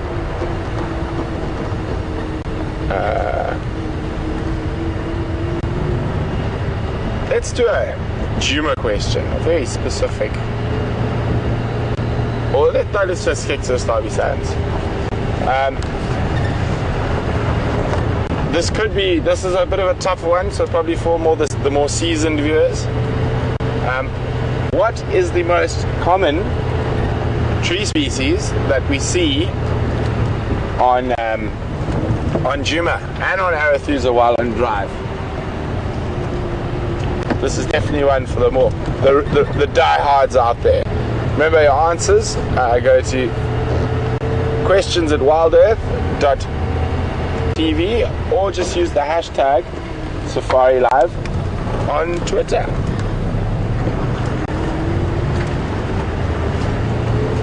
And then that'll give me a chance to think up some better ones.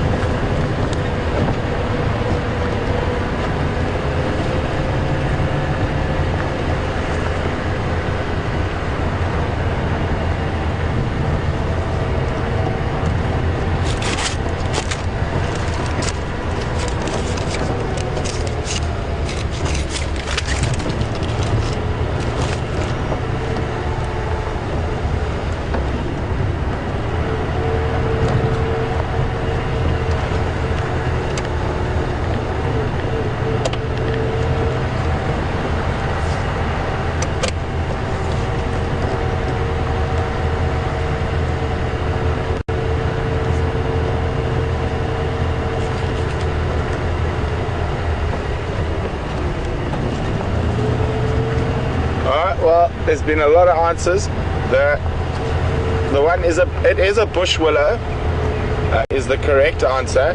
But one bush willow species in particular, I'm going to grab a leaf right now, and it's called a. Let's see one that's got. Here we go. Called a red bush willow is the most common one, and it's. Apparently only Sharon from Australia got red bush willow. Well done, Sharon. Wow, impressed. Oh, she got Sharon from Austria, sorry.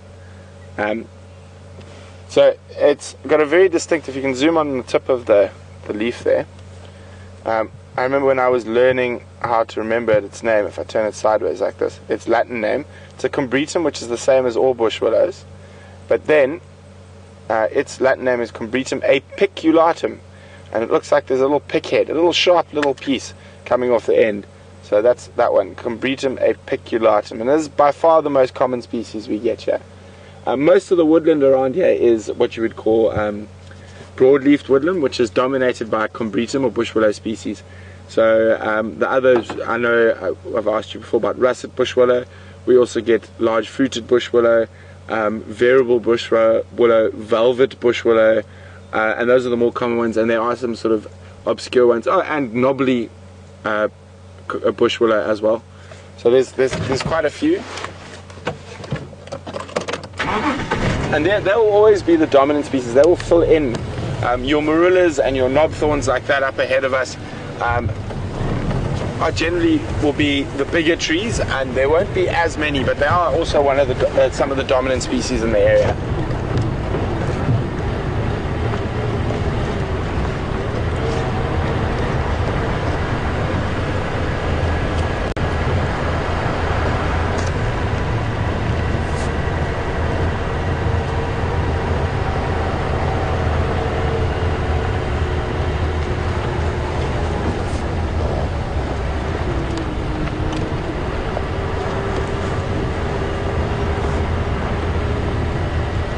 Derek from South Africa got it perfectly right. It's a red bush willow. Okay. So I know you guys who've been watching a bit recently have heard me talk about tambuti trees while we're in the drainage lines, and I've mentioned certain animals feed off those tambutis to self-medicate. So who can remember which animals I've mentioned eating the leaves of a tambuti, eating the noxious leaves to purge their system of parasites? And remember, so who can remember which animals that is? Those are, sorry. Please send your answers to questions@wildearth.tv, or just use the hashtag Safari Live on Twitter.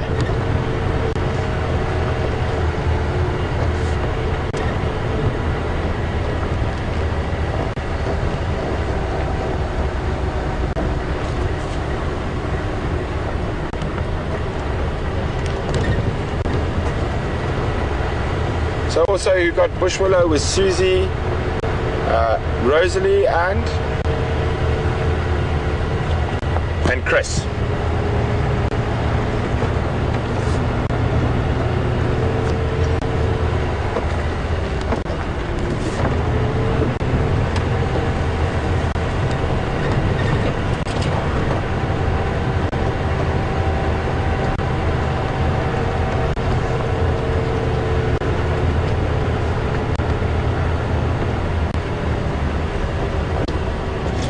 Kathy from Indiana is saying, Ellie's eat tambuti to self-medicate. No, I've never seen them eating tambuti.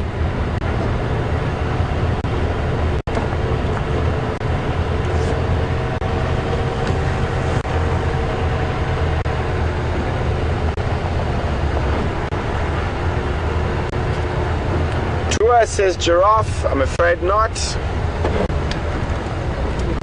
Come on, guys. And someone else says hippos, hyenas, buff. Still not there. Come on, guys. I know I've mentioned it at least 3 times on drives. At least. Test. I'm going to have to start being stricter with you guys.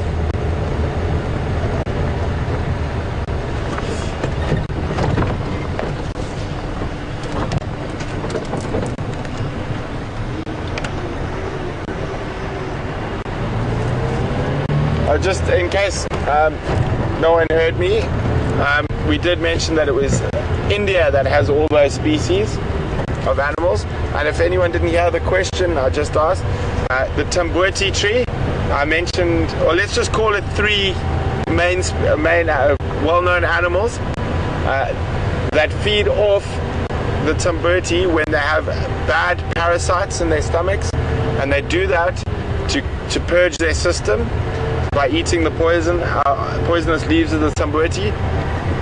Which 3 animals, we'll just say 3 animals for now, keep it easier, are those? And I know I've mentioned it, so maybe you guys weren't listening to me. Susie says bush baby, nope.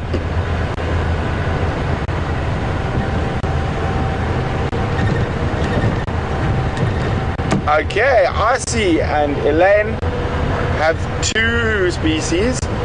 Black rhino have been known to eat tambuti and euphorbia, another poisonous plant, to purge their system when they have a high number of intestinal parasites. Porcupine eat the roots, but not for that reason, but they do eat tamboti.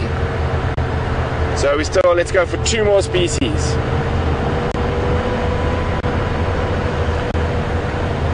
Okay, who was on kudu? Who said kudu? Lois said kudu. And Ellen said kudu. Kudu's another one. And Maddie, well done, guys. Alright. There's one more. And I'll just give you guys wildebeest impala, no. I'm gonna give you guys a hint. A clue. No lion, leopard. I'm gonna give you a clue. They're more closely related to us than the ungulates. Zebra, hyena, no. Baboon. Who said baboon? Baboon. Who said baboon? Sherry. Baboon is one of the other species that has been known to self-medicate using tamboti. Okay, now let's think. Another question while we're looking for leopards.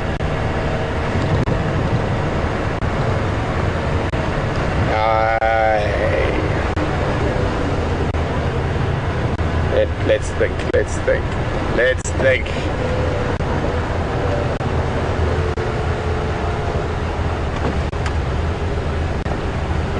Speaking of bush babies, let's see if we can try get a view of one. Yeah, I just spotted one jumping. Hopefully he sits still long enough that we can see him.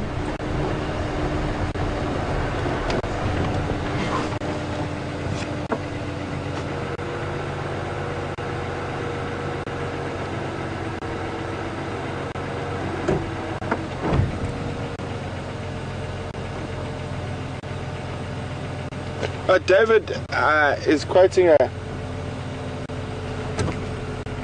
article or a book, I didn't quite hear which, saying that giraffe and eland have also been reported to eat tamboti leaves. Thanks very much, David. The bush baby did a disappearing act. Hope you can find another one.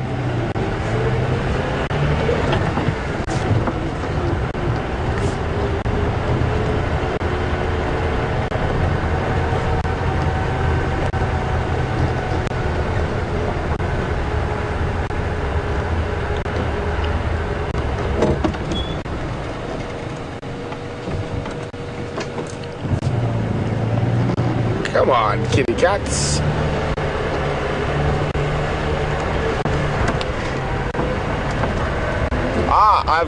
I've got a question. I think this is a good one. What and where? What is that? It's a duiker. Yeah, duiker. What species and in which country is the largest mammal migration in Africa? Which countries do they migrate from, and what species is the largest mammal migration in Africa? Send your answers to questions@wildearth.tv, or just use the hashtag SafariLive on Twitter. Alex is wrong. He's answered his answer in my ear. He's wrong.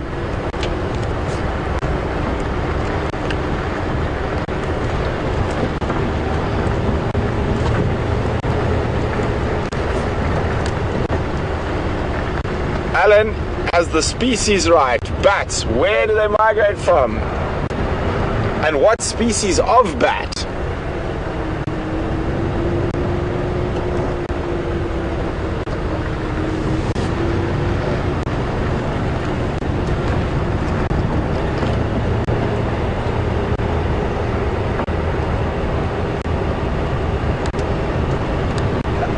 guys, that's why I asked the question. A lot of people think it's the Mara-Serengeti migration, but it's not. I said mammal, I didn't say large mammal.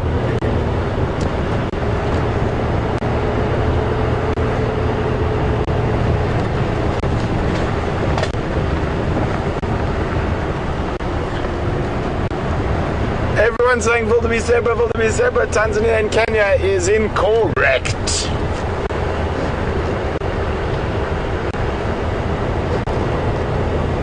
It is straw-colored fruit bats that migrate from the Congo to northern Zambia to take, and there's estimated, if I remember correctly, over 5.5 million fruit bats that do that migration, so more than double in terms of numbers the Serengeti Mara migration. Straw-colored fruit bats. Now, a second migration question, and maybe you guys will pick up that I'm being a bit tricky tonight. In terms of numbers, what is the largest large mammal, not just mammal, or actually let me rephrase, what is the largest even and odd-toed ungulate migration in Africa, and in which country is it in?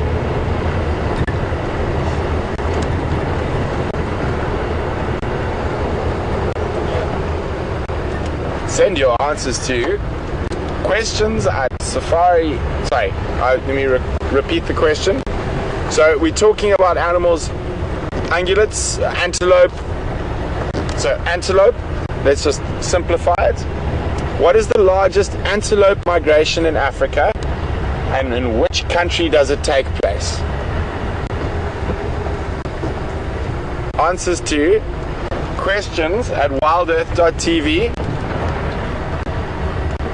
and or use the hashtag Safari Live on Twitter. What was that, Alex?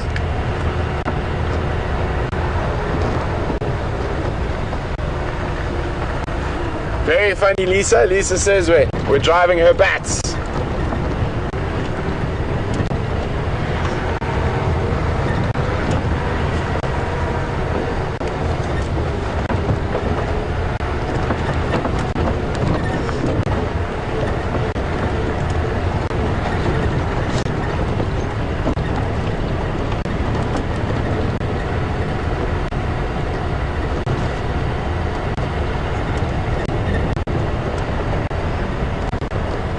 That's Cullen, the straw-colored fruit bats in Kasaka National Park in Zambia. We've moved on from that one now. Now we're on antelope. What is the largest antelope migration in Africa, and what country does it occur in?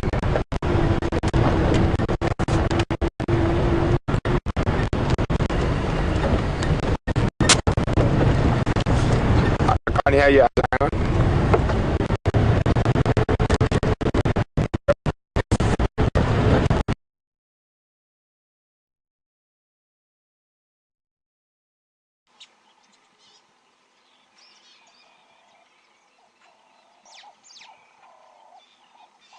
Don't tell me anyone said.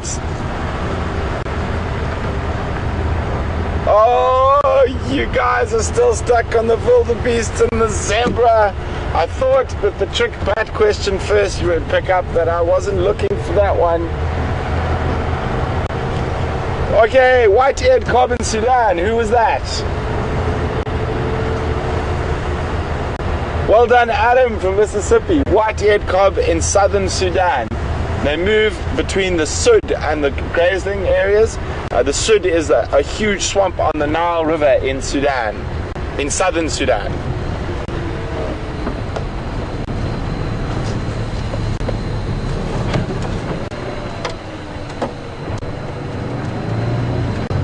Okay, sure, okay. Oh, apparently viewers have a question for me. Okay, I'm ready.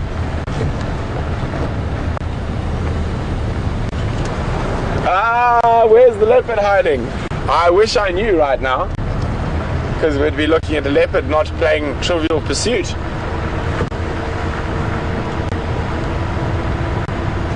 Okay. Do you guys want more questions? Or should I stop now? I think it's enough. What do you think, Alex? More questions?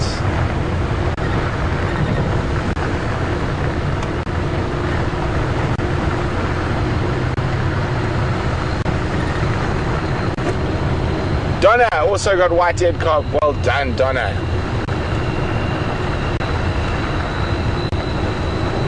Okay.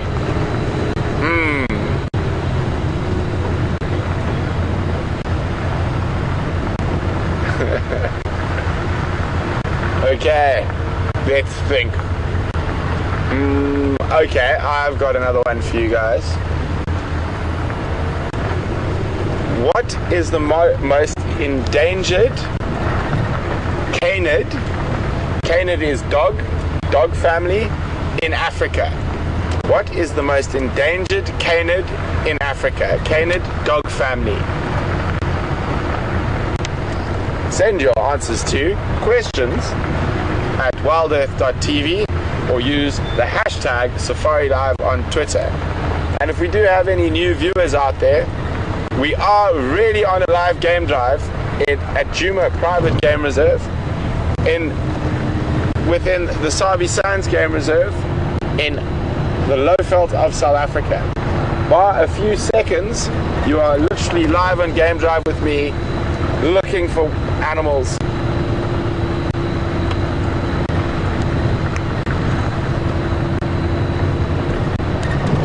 I think we should do a swing past Gary Dam.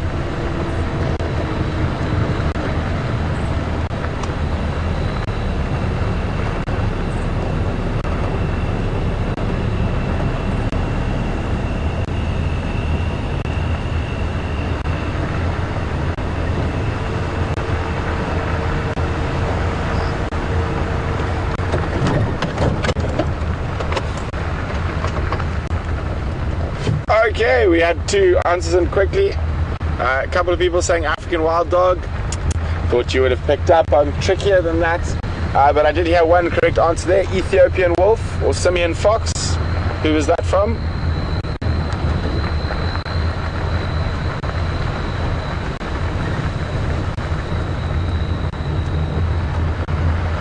Alan, BJ, RC, Trent, Eleanor, well done. Ethiopian wolf. Simian fox is another name for them. So they are actually a very interesting species. And Chris also got it right. And probably one of the species that's highest up on my wish list to see. And I'm going to get to Ethiopia one of these days to go look for them in the Bale Mountains. So last name again, please.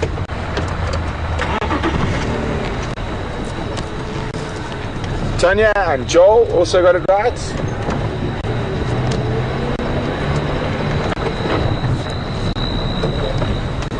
Now, back onto Ethiopian wolves. And what is the majority? What is almost all of an Ethiopian wolf's diet made up of?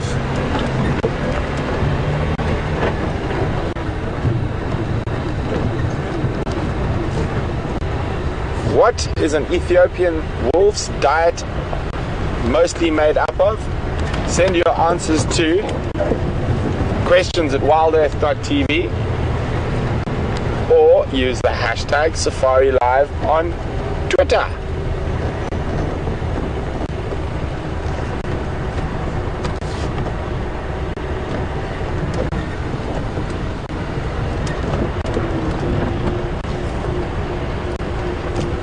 Just a quick question from Trent in Fiji. What is the most endangered mammal in South Africa? It's probably the riverine rabbit, but I could be wrong. I think it's the riverine rabbit, which only occurs in a very, very small part of the Karoo, in the central part of South Africa. The riverine rabbit. It's the most endangered mammal. We've got quite a few different endangered butterfly species.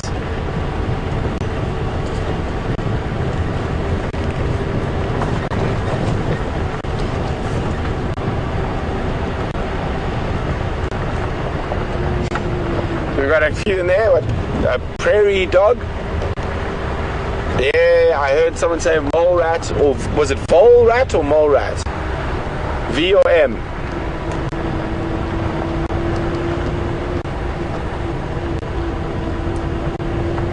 So, rodents. So we've got quite a few right answers there. So almost, you got something? Yeah, that's far. Yes, giant mole rats, giant voles, grass rats.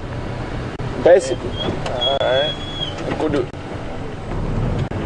they don't eat meerkats. They eat rodents mostly.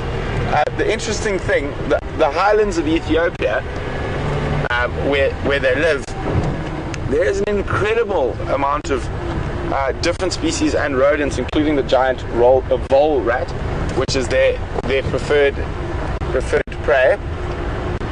And in terms of biomass, for those who don't know biomass is sort of let's just keep it very simple, like layman's terms.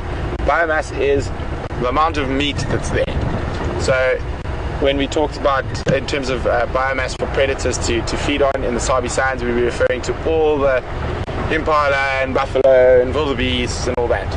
So obviously the Serengeti Mara migration is an incredibly large amount of biomass, or basically just call it meat.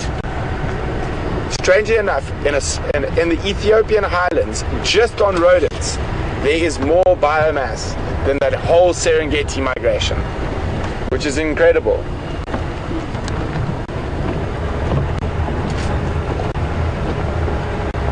Rodents, yes. Adam, Ellen, Derek, Ellen. Well done, guys. It seems like most people got that one right. Virginia. Susie.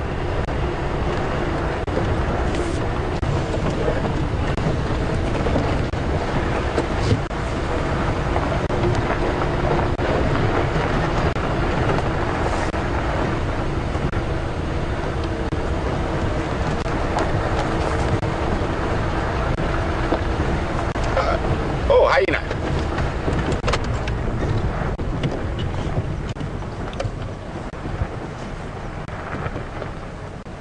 Let's see. Yeah, can you believe it? You know who that is? That's the same hyena we saw at the den. We're probably about 2.5 kilometers from there now. It's that distinct scar on her back and the tatty ears. Oh, and around she goes. Off foraging, looking for leopards to steal from.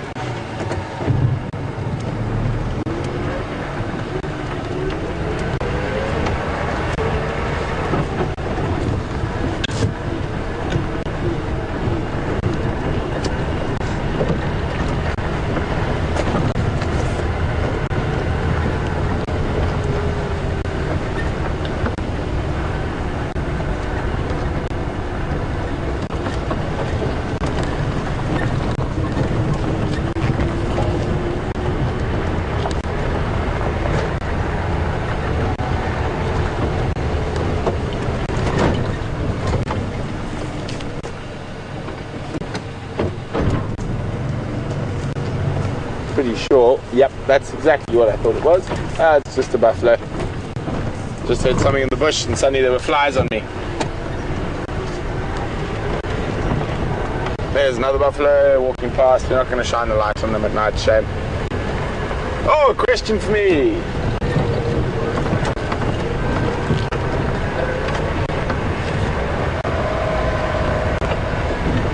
Oh!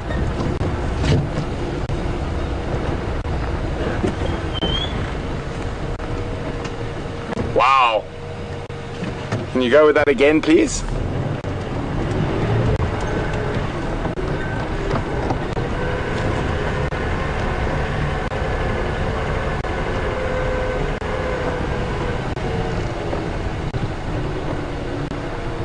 So Tanya it says it's time to test my knowledge on animals outside of Africa, and she'd like to know what is the common name for Autocolobus manure.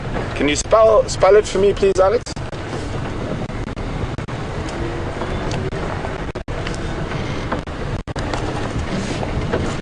Manure, and then the first part, autocolobus. Like C-O-U-B-S.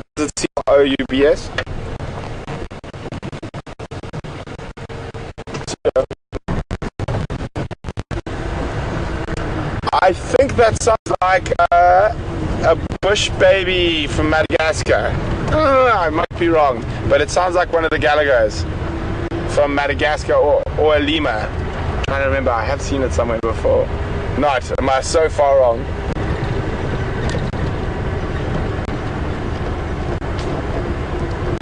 It's a cat.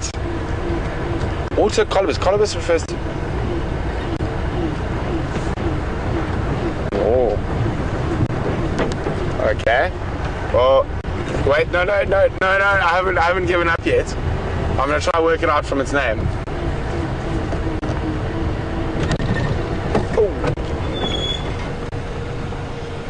Oh, it's a bushveld gerbil. I'm just trying to work it out from its name. Cat species. Oh, look in the road. There we go. There's a bushveld gerbil running in the road. Oh, he disappeared. Oh, damn it. This is gonna annoy me now. Manure. Go M-A-N-U-L.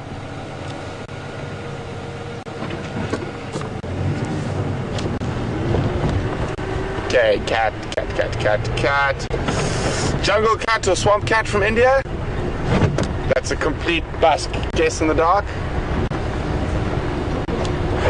Okay, I'm going to have to admit failure.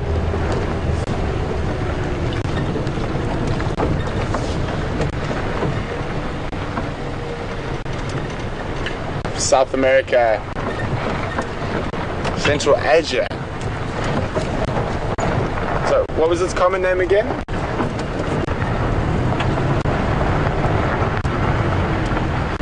Paris's cat, also known as manul, a small cat from the grasslands of Central Asia. So, pallasids. P-A-L-L-E-S, Pallasids cat. From the grasslands of Central Asia, like A-S, Pallasids cat. So, from like Mongolia, from the steppe.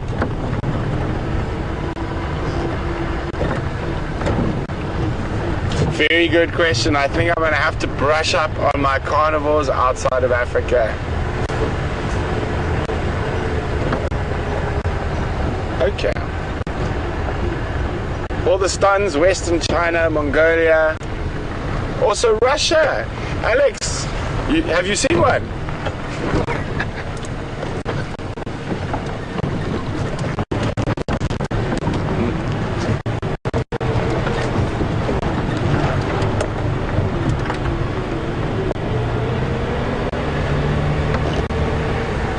Interesting.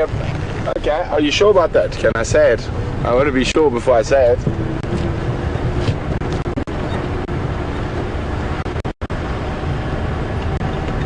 Okay, apparently Alex is saying he's just looking at them now. Apparently it's a very beautiful cat, so I'm going to have a look when I get home. And they're quite unique because they have round irises, which a lot of cats don't. You sure about that? That doesn't sound right to me.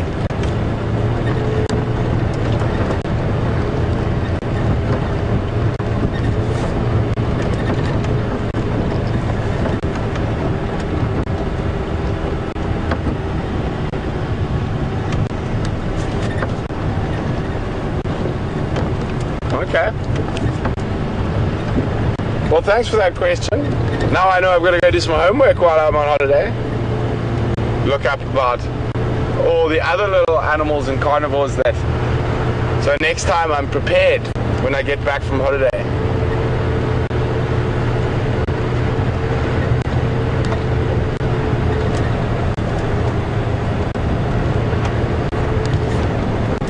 Sure. That went quickly. I can't believe it. It's time's nearly up. I can't believe it. I thought we had at least a half an hour still to go.